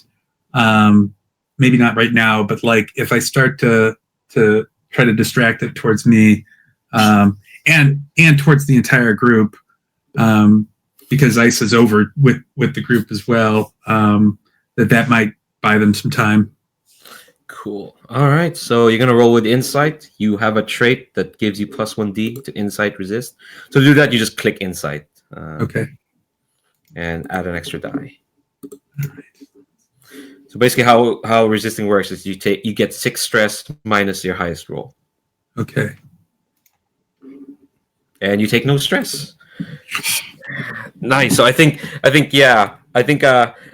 Isa sees like the wolf, but before she can panic, you take that shot, and I think the wolf doesn't like take it, doesn't go for it, but I think it does yelp quite a bit, and I think you can still track where it's going because it was still a success. You know where it is, so there's 1 tick on the Nemean wolf clock. All right, but you're still kind of chasing after it, and I think because I'm not going to throw any more complications at you. I think you're still in this horrible miasma. And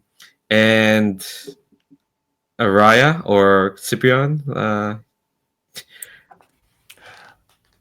I think Raya wants to try and gather some kind of sample from one of these wolves for future study. And she's feeling reckless, so I think it might be as simple as trying to reach out real quick and grab a pinchful of hair. Okay. Can I do what I wanted to do was like a flashback using research and say like Cyprian had been doing research on the Nemean wolf and sort of like found this story about well, if he's successful, I guess, found this story about like this like sort of mythical battle it was in where it was wounded, and maybe that wound he's like trying to figure out whether that that wound is like where the blight seeped in, and maybe that could be a setup for Raya here, in that like it tells her like where to take the people from. Okay. Yeah. That's good. I think that's I don't think that's that's a 0 stress flashback. That's something totally you could do. I think it's gonna be controlled standard. I'd say because this is a flashback and you're doing research and back at camp. So roll your research. Push your stealth or take a bargain. Let's push myself. Cool. 3d6.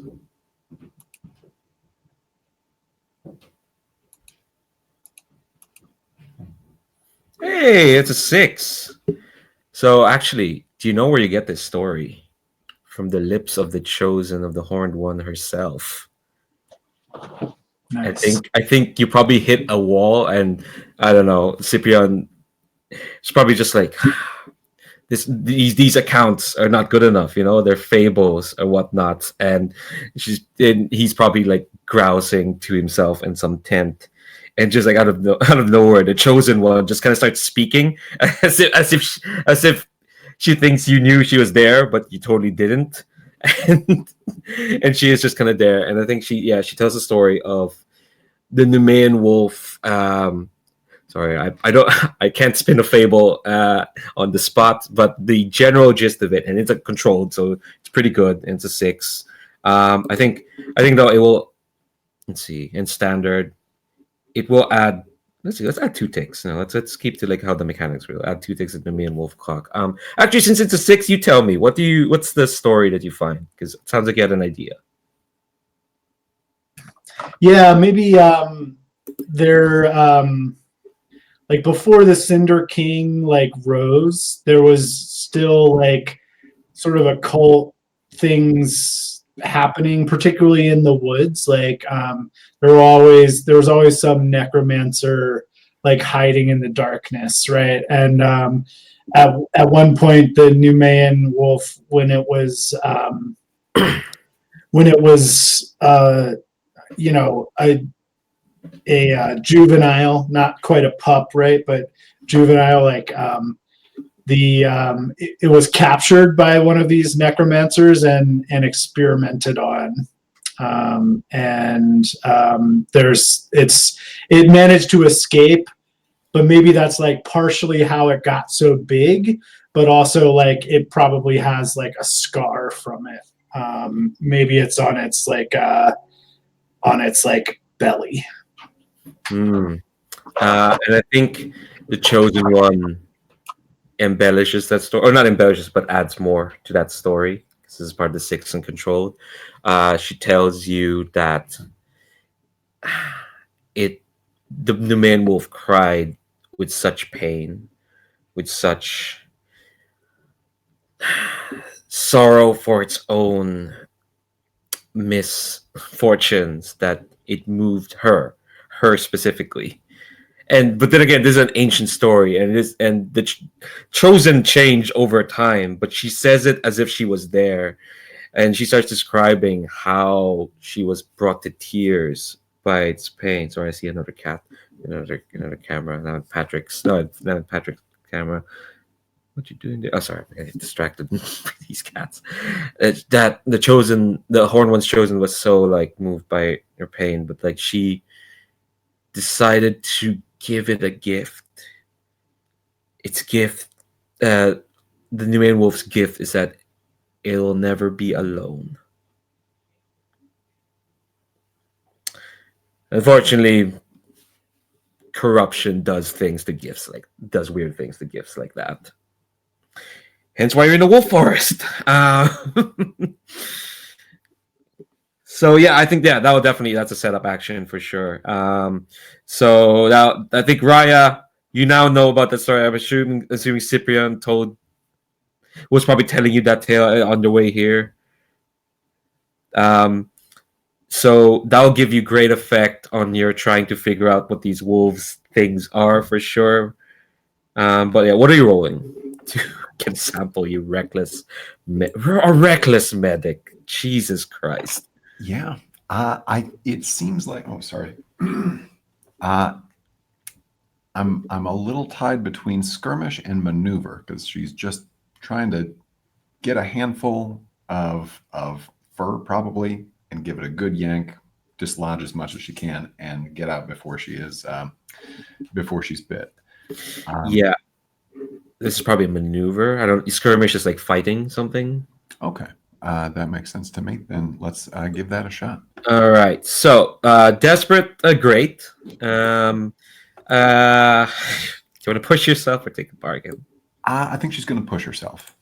Okay, cool. Is anyone assisting? I'll assist him. I think the officer's right there, and he's already sort of like tangled with the wolves a little bit. So I think he can run interference with like sword and shield to kind of give her a little bit of extra space to make that grab. Maybe let the wolf gnaw on the edge of his shield a little bit, kind of thing, to give her a chance to grab at it. Cool. So take a stress, Melislav, and you get an extra die, Raya.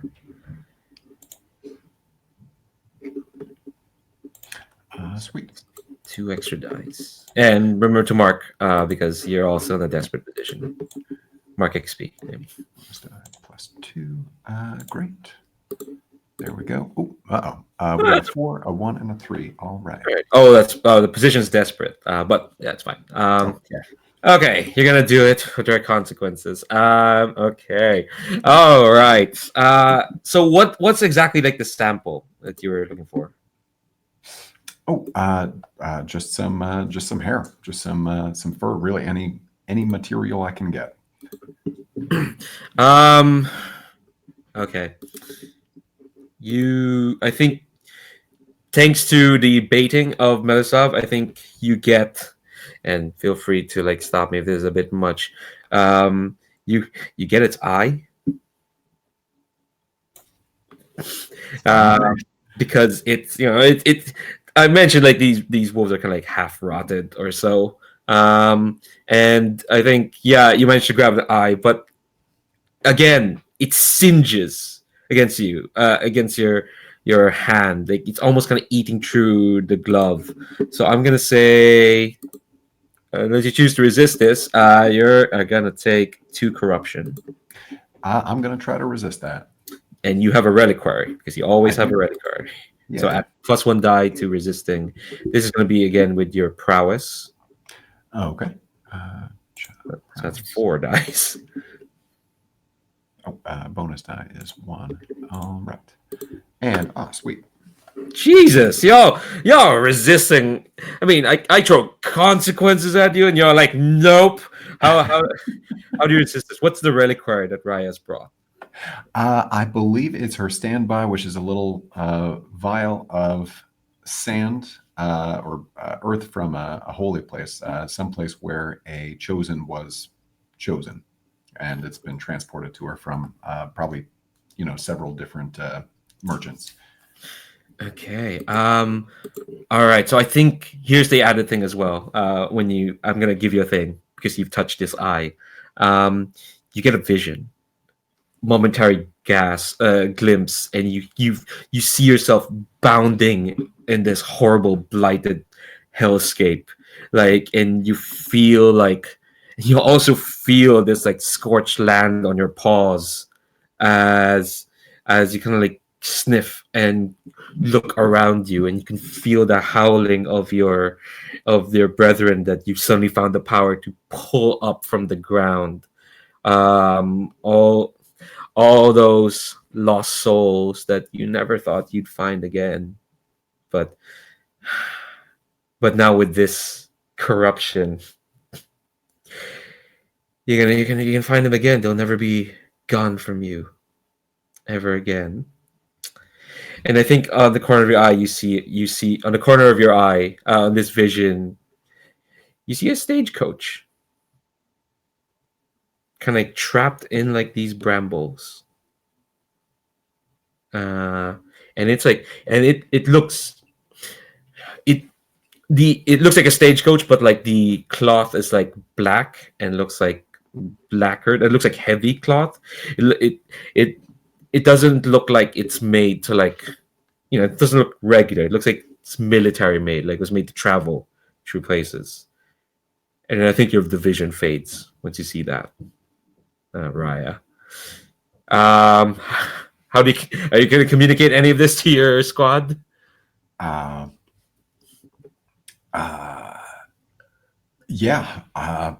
Let's see. I think Raya leaping away from this thing and trying to find a way to keep a hold of this eye, but not touch it because it's unpleasant. I think she says that these are the big wolf. Oh, she would know the name. What's the wolf's name? The Nemean wolf. The Nemean wolf summoned these. These are its dead comrades, and we need to look for a stagecoach. We got to look for a stagecoach. That's something. Isa has gathered her wits and was almost about to touch the eyeball when you started speaking up. Metislav, how? Let's see. Am I reading this right in that we filled up the Nemean wolf clock, so we've achieved that part of the mission? You've achieved. I'd say I should have clarified what that clock is. That clock is to figure out where it kind of is. You still don't know how it got blighted. That's the thing. Okay. So, we still need to find that carriage, is what I'm making sure of. Yes. Okay. I'm gonna say that's 4 steps. I'm using these clocks to abstract a lot. But yes, this one is. Let me. Hold on. This is gonna be. Blighting the wolf. Yeah, I'm just gonna call it blighting the wolf. But you fill this up, then you'll know. And then the last thing you do is escape. Okay, I think I'm going to try and maneuver us out of this forest of rotting wolves, and see if I can get us closer to the direction we think that that thing may be in. All right. And I've got compass and maps as part of my equipment that I have made notes on. And I think that I may have, based on those notes, flashback wise, I have an idea of like the standard tracks for carriages and other transports, like the paths that they would be able to take. Because some of these trails are just game trails; you couldn't take a carriage down them. But there's a small number of roads through this forest that would be big enough to accommodate that thing. So I kind of haven't. I'm based on those, maybe flashback wise or use of channels, whichever you think might be easiest.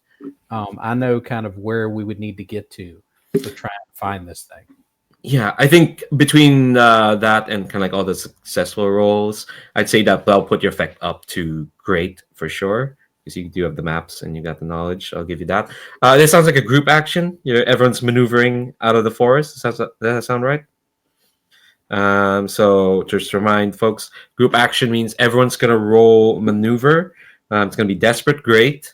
And if anyone rolls a success for everyone. But for every failure, the officer will take stress. But you have that tactician ability, which means you only take one stress, which is fab. Just these abilities. So desperate, great. I don't think I need to ask for everyone's rolling, so everyone's got a lot. There's a lot of dice. Ends maneuver. All right, so yeah, you got a success anyway. And it's desperate. What was the great? Okay. And everyone marks XP and that tracker. Ooh, Scarlet dancing. I guess it makes sense. You're a Panyar and you're in this horrible hellscape. All right, Raya. Wait. Is it Raya? Yes, Raya. It's all on you. How's your maneuver? I do not. I think I rolled it already. Oh, there it is. Okay, I did not see that. Oh, that's a 3. Oh my gosh. Yeah. Okay, cool. All right, so 5. Wow. The rookie. I kind of want to pull this into fiction. How is like Cyprian like kind of helping Melislav lead? Take one stress, Melislav. Oh, I'd suggest something like basically Melislav's still taking up the rear because he's trying to ward off the wolves that have come out of the trees already. And I'm thinking maybe Cyprian is sort of taking charge of actually pathfinding as we're backing out of this place. And maybe that's it. I don't think maybe he's pathfinding, but really like he just got a head start because he's running. He's not really like cut out for the combat elements of this. I mean, he knows how to shoot, right? But that's about it. So he does have a strong self-preservation instinct, but just not from blight. More from being eaten. So he is just like he's found a path just out of sheer desperation. Yeah. All right. So it's a 5, so it's still a partial. But so you got 3 takes on the escape the wolf forest. I think you see the carriage is on site because that's not escaping. That's it's still going to be there. So the carriage is inside, and I think it looks fairly sizable. This stagecoach, but think again you hear like this horrible howling kind of around you, and. This is a horrible combination of words because I introduced those birds and those birds got to be used. You feel like you're getting peppered by this like stinging sort of goo from the sky, all of you. And yes, it's toxic poop. You're getting hit by toxic bird poop. And I think everyone's going to take the level 1 harm peppered unless y'all want to resist that. Okay, cool. If folks have armor or a shield, this is the time to use them, so you don't have to spend stress. I think he's gonna resist. Cyprian's gonna resist. Gonna resist with prowess for everyone here. Although you do get potency when you have a penalize and harm, Cyprian. That's true. Maybe I'll keep it then. I didn't think about that. Cool. So yeah, take level 1 harm, peppered. So that basically negates your less effect. All right, let's see who rolled. Oh, okay. Oh wow, Jesus, officer, you're just steady tonight. What's up with that? What's good? Yeah, no stress. Jesus. Um, Scarlet or Raya, you resisting harm? I think Raya is going to sacrifice her shield that she brought by using it as a makeshift umbrella, or something to block at least the majority of this caustic poop.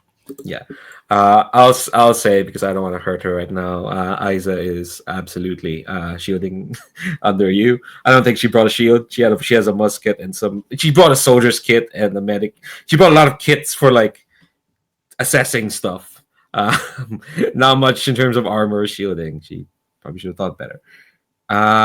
Scarlet, are you resisting? Should we play out the bad outcome of the maneuver roll for Scarlet, or No,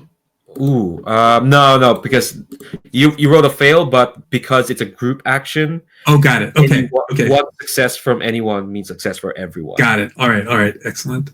So what's happening is just the partial. So got it. Okay. So yes, level 1 harm. So Panther like Grace gives me any harm you take starts 1 level lower. Oh, so would that negate it? Yes, absolutely. Yeah, then that's what I'm gonna do.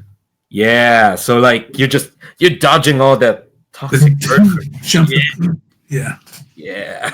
No poops at me. Yeah. So you see the stagecoach, and I think the Sephora is running, and I think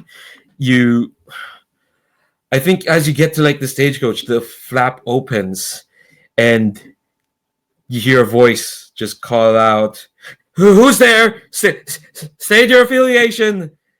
And you hear like a gun very shakily cocked.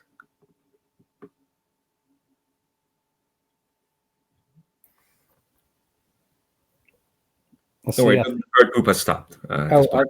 Okay. Let's see.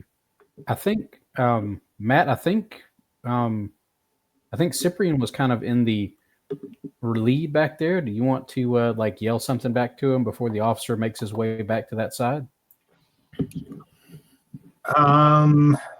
Yeah. Instead of stating, Cyprian's pretty canny, I think. Instead of stating his affiliation, he's gonna sort of be like, "What's going on? Is there a safe place over here?" He's like changing like trying to change direction over here. He hears the trepidation in the voice and is trying to play on it. I think before we get to the roll, because I know the roll's probably headed here.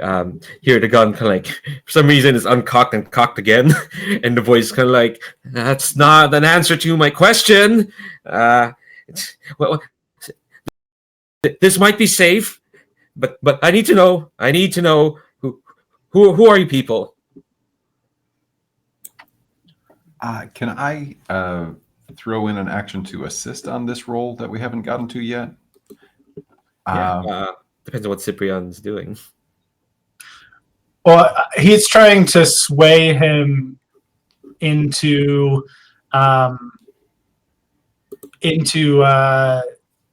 accepting them in without hearing their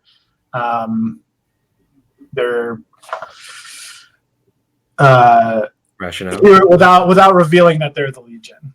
Okay, cool. All right, so yeah, he said sway. This is going to be desperate. It was going to start with standard, but you're vengeful right now. Apparently, you got potency because you're harmed. So probably there's a bit of edge on your voice. So this is going to be great. So you're assisting Raya? Yeah, I think Raya has this holy symbol of mercy that we haven't seen before. But I think maybe as she hears this, she might pull it out from under her armor and like display it a little more prominently. I imagine it's like a little silk. I don't need to mime all of this. I imagine it's well recognized symbol. Yeah. Okay, cool. So yeah, take 1 stress. Give extra die to Cyprian. Cyprian, are you pushing yourself, or do you want to take a bargain? He'll push himself. Cool. So it's 3 dice. Desperate great. So mark XP on resolve.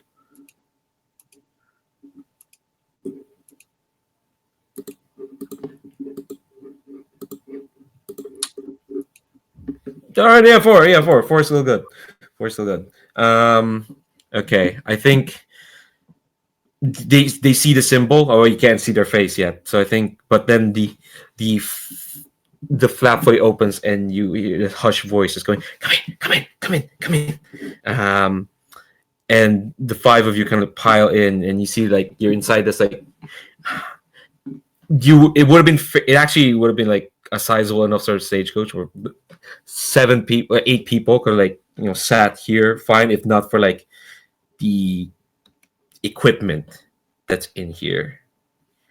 And I think like this person, you can see like there's barely any light. There's only like just the miasma of the light coming in, but you can see this person is like wearing these like black sort of leathers and this like very thick leather gloves.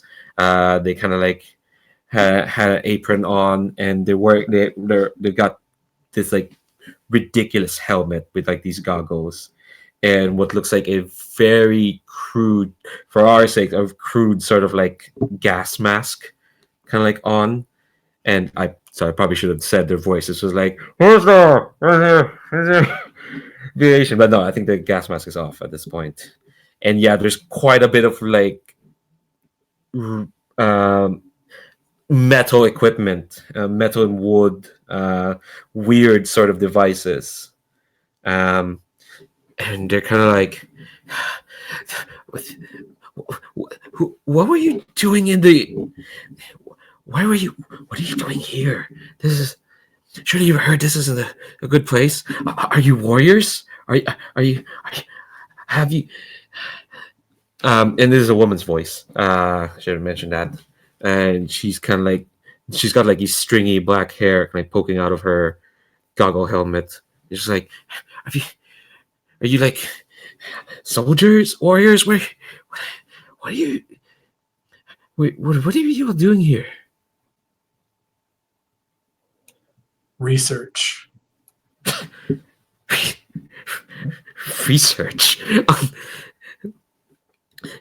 You probably should have picked a better school of research too. And here's the consequence. You hear a howl. It's long and large and horrible. And it's very close. And I think you hear a howl, and this person's just like, oh, I shouldn't have let you in. You brought the wolf with you. You've drawn its attention, haven't you? And she's kind of like crawling around her, and she pulls out like a pistol. It's like, and you can see it's just a one-shot flintlock sort of pistol. It's not going to do shit. It might do shit to one of you, but she's not going to be able to do much. And she's just like, what kind of research are you doing? What, you're stirring things up. You weren't here to save me, weren't you? You're just here to ruin things.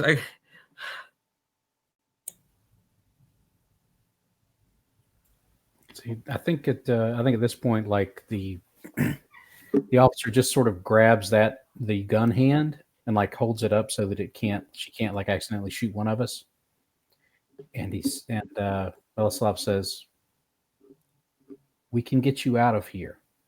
We heard rumors of that whatever that creature is that had been attacking the roads. We came to investigate because we might need to pass this way. That might be that we might need to make a different call now. But we can get you out of here if you will come with us. But grab as little things as you can, and we need to get the hell out of here. We did not bring enough firepower to stop whatever that thing is." All right, this sounds like a roll. What are you rolling with? Maybe like a sway. Yeah, it could be a sway or a discipline. Sway probably better. You have 2 dice in it. Well, I'm not really disciplining her. So, like, I don't have authority over her. I'm just trying to talk her into like not shooting us and coming with us. Yeah, that makes sense. So yeah, sway. Still desperate because the wolf's there. And I think 5 armed people in varying degrees of armor surrounding her. This sounds like a great. Anyone want to assist? Yeah, anybody want to assist? Yeah, Raya can assist by being a warm and comforting presence. Really? I think because I'm not trying to. I'm putting out there like not a threat. Like I'm trying to say we can get you out of here, but you need to we need to go. Hiding in here is not going to work. That's the kind of message I'm trying to convey. Oh, yeah. Yeah. So desperate, great. Do you want to push yourself or take a bargain? Um. You have 3 dice at the moment. Let's see. I think I will push myself because I haven't used any stress yet, or any significant amount yet. So I will push myself. So you got to give me 2 bonus die. Jeez. 5. Yeah, 5. You're rolling all your 6s and resists. What's up with that? Hey, that works. Yeah. All right. This is a. Let's see. I should be doing because this is desperate. Oh, I mark XP. I should be doing more severe consequence. Okay, here's the serious complication. I think you hear a clicking, a whirring inside the cabin, and this sounds really weird, but it's gonna sound weird to everyone to hear, but not to like the audience, so to speak, or to the players. It sounds like a camera clicking, but to the people here, you have no idea what that means. But when she hears that clicking, this person's just like, okay, I'll do it. You can take the gun, even. You can take it. Just you can get me out, right? You can get me out. I'll give myself to you. I'll follow you. I'll do what you want. I'll give you anything you need. Just if we can get out of here, please just take me out of here. Okay, and Melislav is like, then let's go. And he looks at Scarlet and says, we need to get the fastest way out of here and away from that thing. No, I'll say right now, now that she's with you, that blighting the wolf clock fills up. I'm just saying. Yeah, Scarlet. Commander's turn to you. What do you do? Look, all of you just get one success because the clock is like 1 tick away. So. Yeah, I think I'm now moving ahead. I'm not with. I mean, I was there for the scene, but I'm now moving out to see if I can find a good route for us. Cool. All right. Well, I think I know what you're rolling, but I have to ask. What action you're rolling? Yeah, so I'm going to roll Scout. I also have a fine compass and maps with me as well. So I don't know if does that add like a bonus to it? Yeah, it moves you up from. Well, normally it's great because it moves you up from standard to great, but like you only have 1 tick on this escape the wolf forest clock, so it's still good. Desperate great is still good. Take XP in that tracker for sure. It's 3 dice. Is anyone? I guess it's anyone want to assist? Nah, it should be fine. You just need 1 success. All right.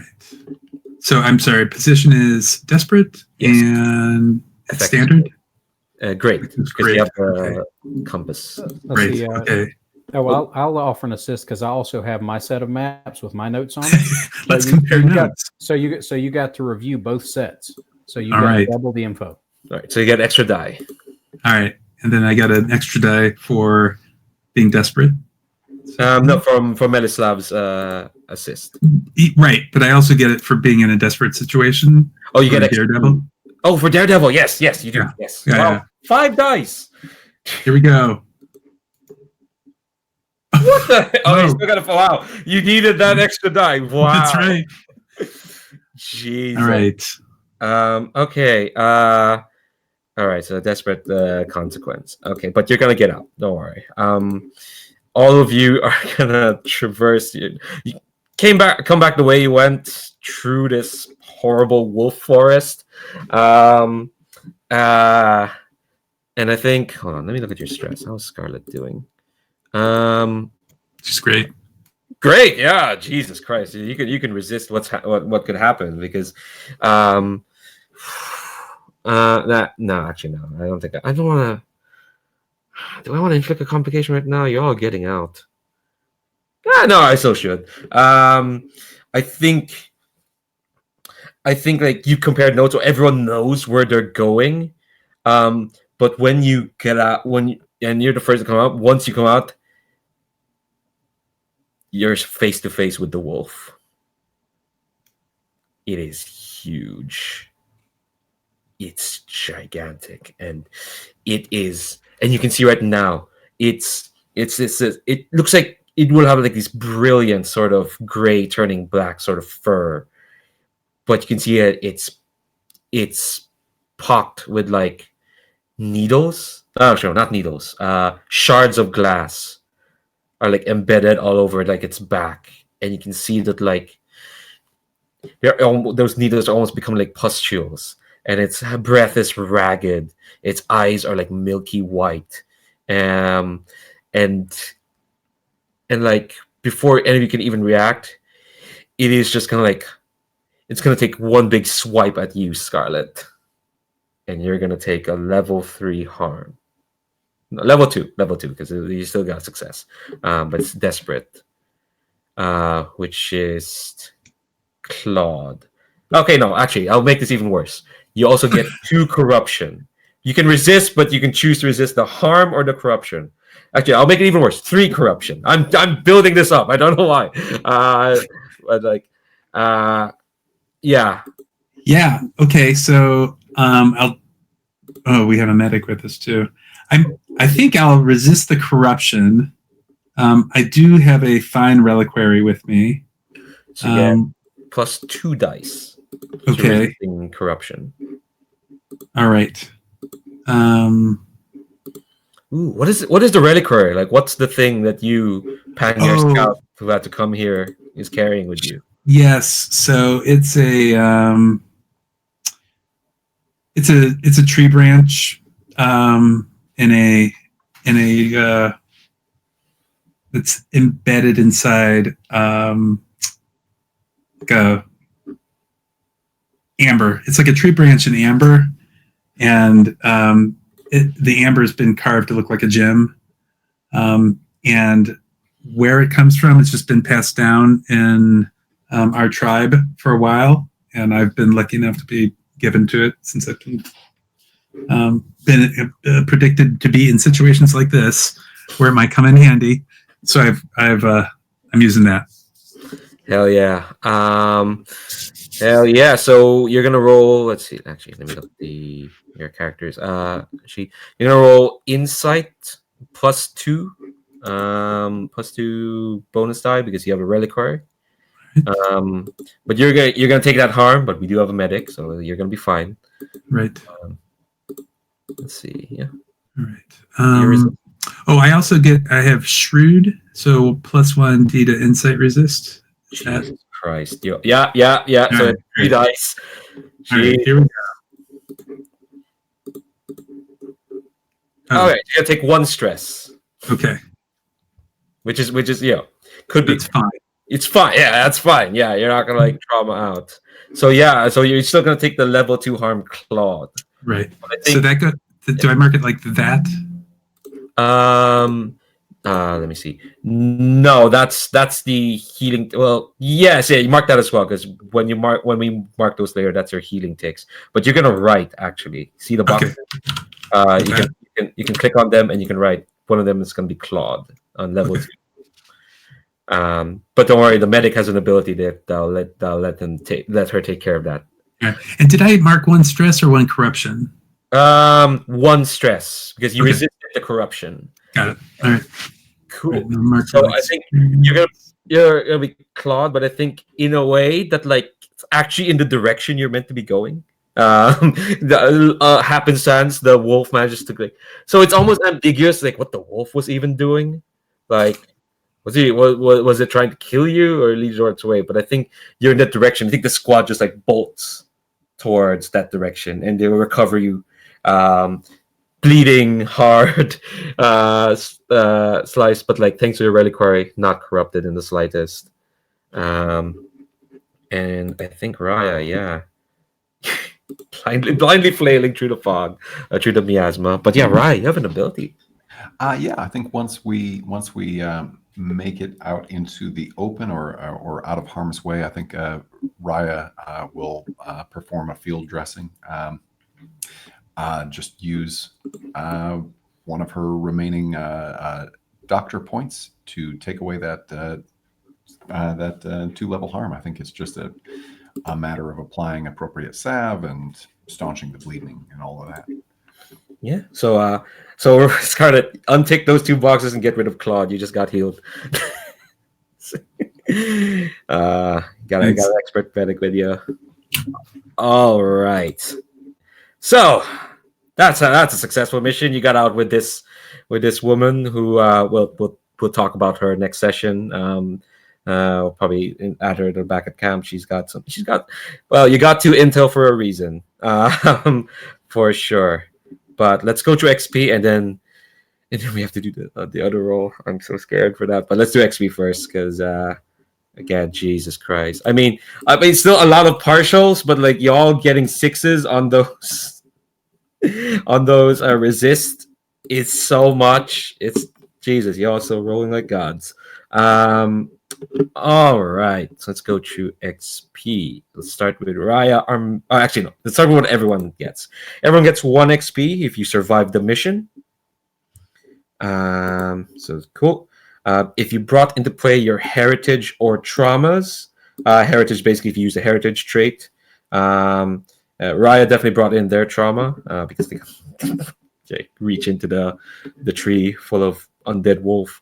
So you get an extra XP for that. And per threat of the highest threat opponent, I'm going to say the Nemean Wolf was a threat 3 for sure, but you didn't really fight. Well, Scarlet got hurt. So you get 3 XP for that. And yeah, let's go through the playbook specific XP. Raya, did you help your squad through medical knowledge or emotional comfort? I sure did. Hell yeah. So take that XP. Madislav, did you help your squad through enforcing discipline or strategic planning? I think so. Hell yeah. You kept them together when you blundered into the wolf forest. And yeah, hell yeah. So take that XP. Scarlet, did you help your squad through stealth or foresight? I think scouting ahead and seeing where the wolf was initially would probably covers it. Oh yeah. Yeah, so we'll take 1 more XP. And our rookie, Cyprian, did you help your squad by staying out of the way or surviving despite the odds? Yeah, I think he did that. Yeah. Hell yeah, so take that XP. So, Leandro, just to let you know, I'm filling up and taking weave as my advance. So I know that that's kind of special, but just so you can plan for that. Yeah. For those who don't know, weave is how every specialist has channels, grit, or special like abilities. No one starts with weave because weave lets you do magic or lets you affect the world in mysterious ways. So that's gonna be interesting. Yeah, thanks for pointing that out, Matt. All right. Okay, now we gotta do this. We gotta do this roll. The secondary mission. Here. Oh my god. Why did we send that squad? Sure, the Ember Wolves couldn't take more hits. We don't really know that coward guy. He's probably not a coward. All right, Marshall, let's assemble the roll. Okay. Let me see here. Everyone on that mission is oath sworn to the Legion. So we'll start with a die. We don't have any intel to add. We do have rookies on the mission, so we don't get that die. Does anyone on that mission distrust the leadership or not fear them enough to obey orders on the battlefield? Um, Go ahead. would Flood be more humbled by that? I don't think he distrusts the leadership at all. I think he thinks that there's like some low level spy. Like I don't think he thinks any of the Legion staff are, are turncoats. That makes sense. So, yeah. We do have our required specialist on that mission, so that's good. And finally, two more. Quartermaster, would you like to spend use of horses to equip this mission? Yes. Yes. Okay. Cool. All right. And I don't imagine either of that or anybody would be starting with a heavy load on that mission. Yeah, there's support for the group who's actually taking the fort. They're to scout ahead on the fort. Oh, right. Sure. So, and you get an extra die because one of them's a pannier specialist. Oh, thank you for reminding me. Yeah. I wrote it down as right in front of me. Would have forgot if you hadn't said. All right, 3 dice. There is no way that this could. Keep saying it. Keep saying it. All right, let's do this. All right, cool. As a 5 is a mix. Well, mixed success is still kind of bad because there's a choice. There's still people. I mean, you can still get it. We got a mixed success last time, but we lost people. So a project to alleviate this would be good because on a mixed success, you're still gonna get it. You got a choice. Either fail the mission, or you can succeed, but 2 squad members die and all specialists take level 2 harm.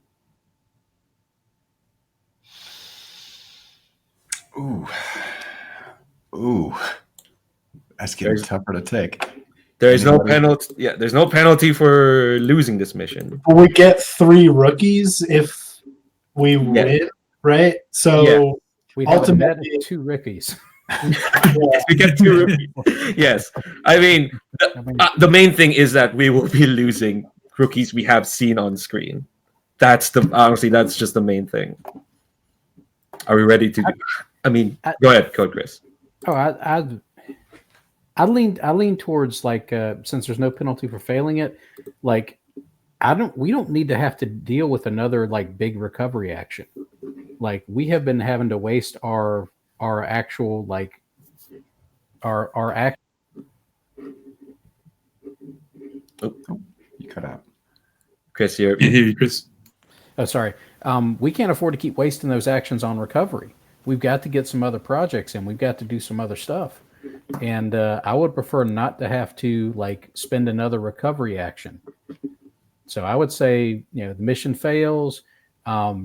Maybe there was another one of those ambushes. Maybe that horse lord's troops got pissed off and like was helping out the Vulture or something like that. But like I would say, let that mission go. There's no penalty for losing it, and let it and keep our people healthy and alive. I think I support that. I think maybe after 2 big failures and then like little wars of attrition in our partial successes, that maybe our leadership is learning when to cut their losses, and that's a good thing. Yeah. Okay. So I think we failed the mission, but everyone comes back fine. Yes. I think what happens is I think the mission doesn't even like get started. You get there first because you got those fire mains and you see the Vultures already there. The Vulture themselves is at the fort. And I think there's a moment where like they are out there in the parapets. And here I'm going to describe what the Vulture looks like. They're wearing this like cloak of I'm describing a blood. I'm describing my head as a Bloodborne character. I just realized that. But feck it. That game has cool vision, has cool outfits. So yes, this is absolutely like they're standing there and they're wearing this like cloak of like black feathers. I think if you played Bloodborne, you know exactly who this person is. And they've got this like it almost looks like crow's mask. You know, the blighter has those crows, but you can tell this is like made. This is like handmade. This isn't like production quality, for sure. And I think yeah, it's this long, cruel beak that's curved downwards. You can't see their eyes because they do have this hunter's cap on them, and yeah, they got this cloak around them. Their hands are crossed. Their men are like jeering at the legion, the squad, specifically Farah and Flood, who are probably like in distance. They can see, but they're already there at the fort. And I think just to like mock them, the Vulture, they do a salute to the squad. And does Farah or Flood want to respond to that? I'm pretty sure you will hear like a series of like low and surprisingly graphic curses from Farah. Like, she's not screaming or anything, but like there are ugly things being said under her breath that maybe Flood, who's close, and maybe one or two of the rookies can hear.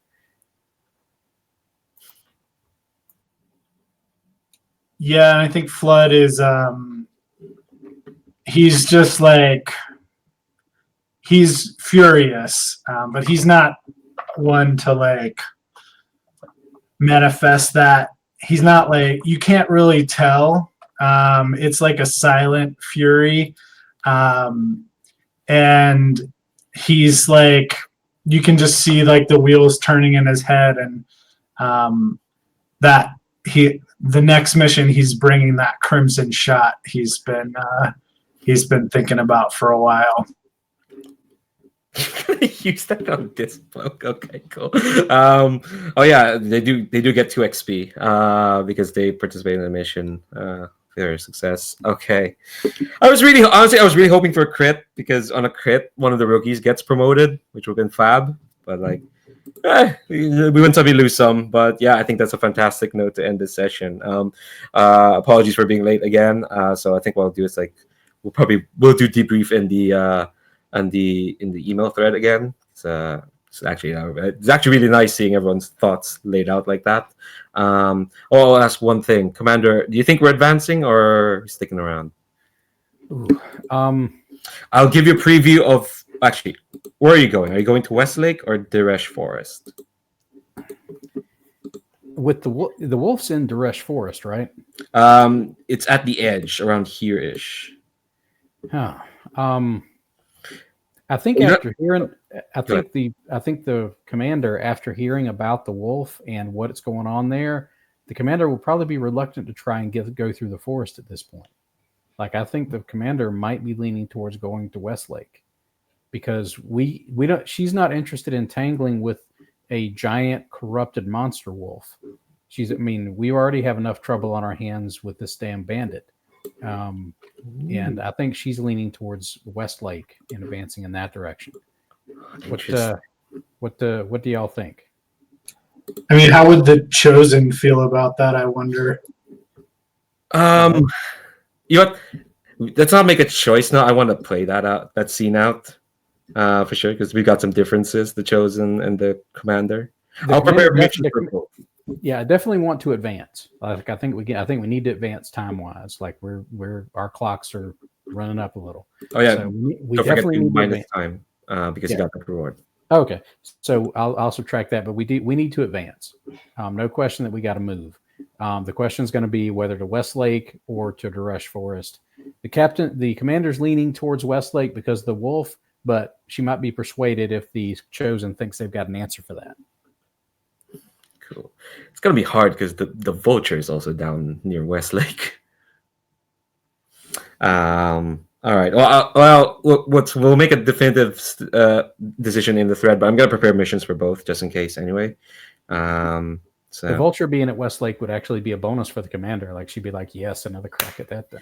Yeah, I think the Chosen's not an idiot. I think she knows that it'll be hard to sway the commander, so I'll have to think about that between now and next week. Definitely, another thing we'll do like stars and wishes for sure in the thread, but in the thread, I'll stop this broadcast now. I'm more rambling, but again, y'all have been quite fantastic. I love all the stuff we've seen of all these characters. I love these new characters. Even like even the ones that are just like introduced randomly, like that made me care really about these poor. Who was the squad you said? Now we filled out the ghost owls, and then like, Dan, how dare you put them in that mission?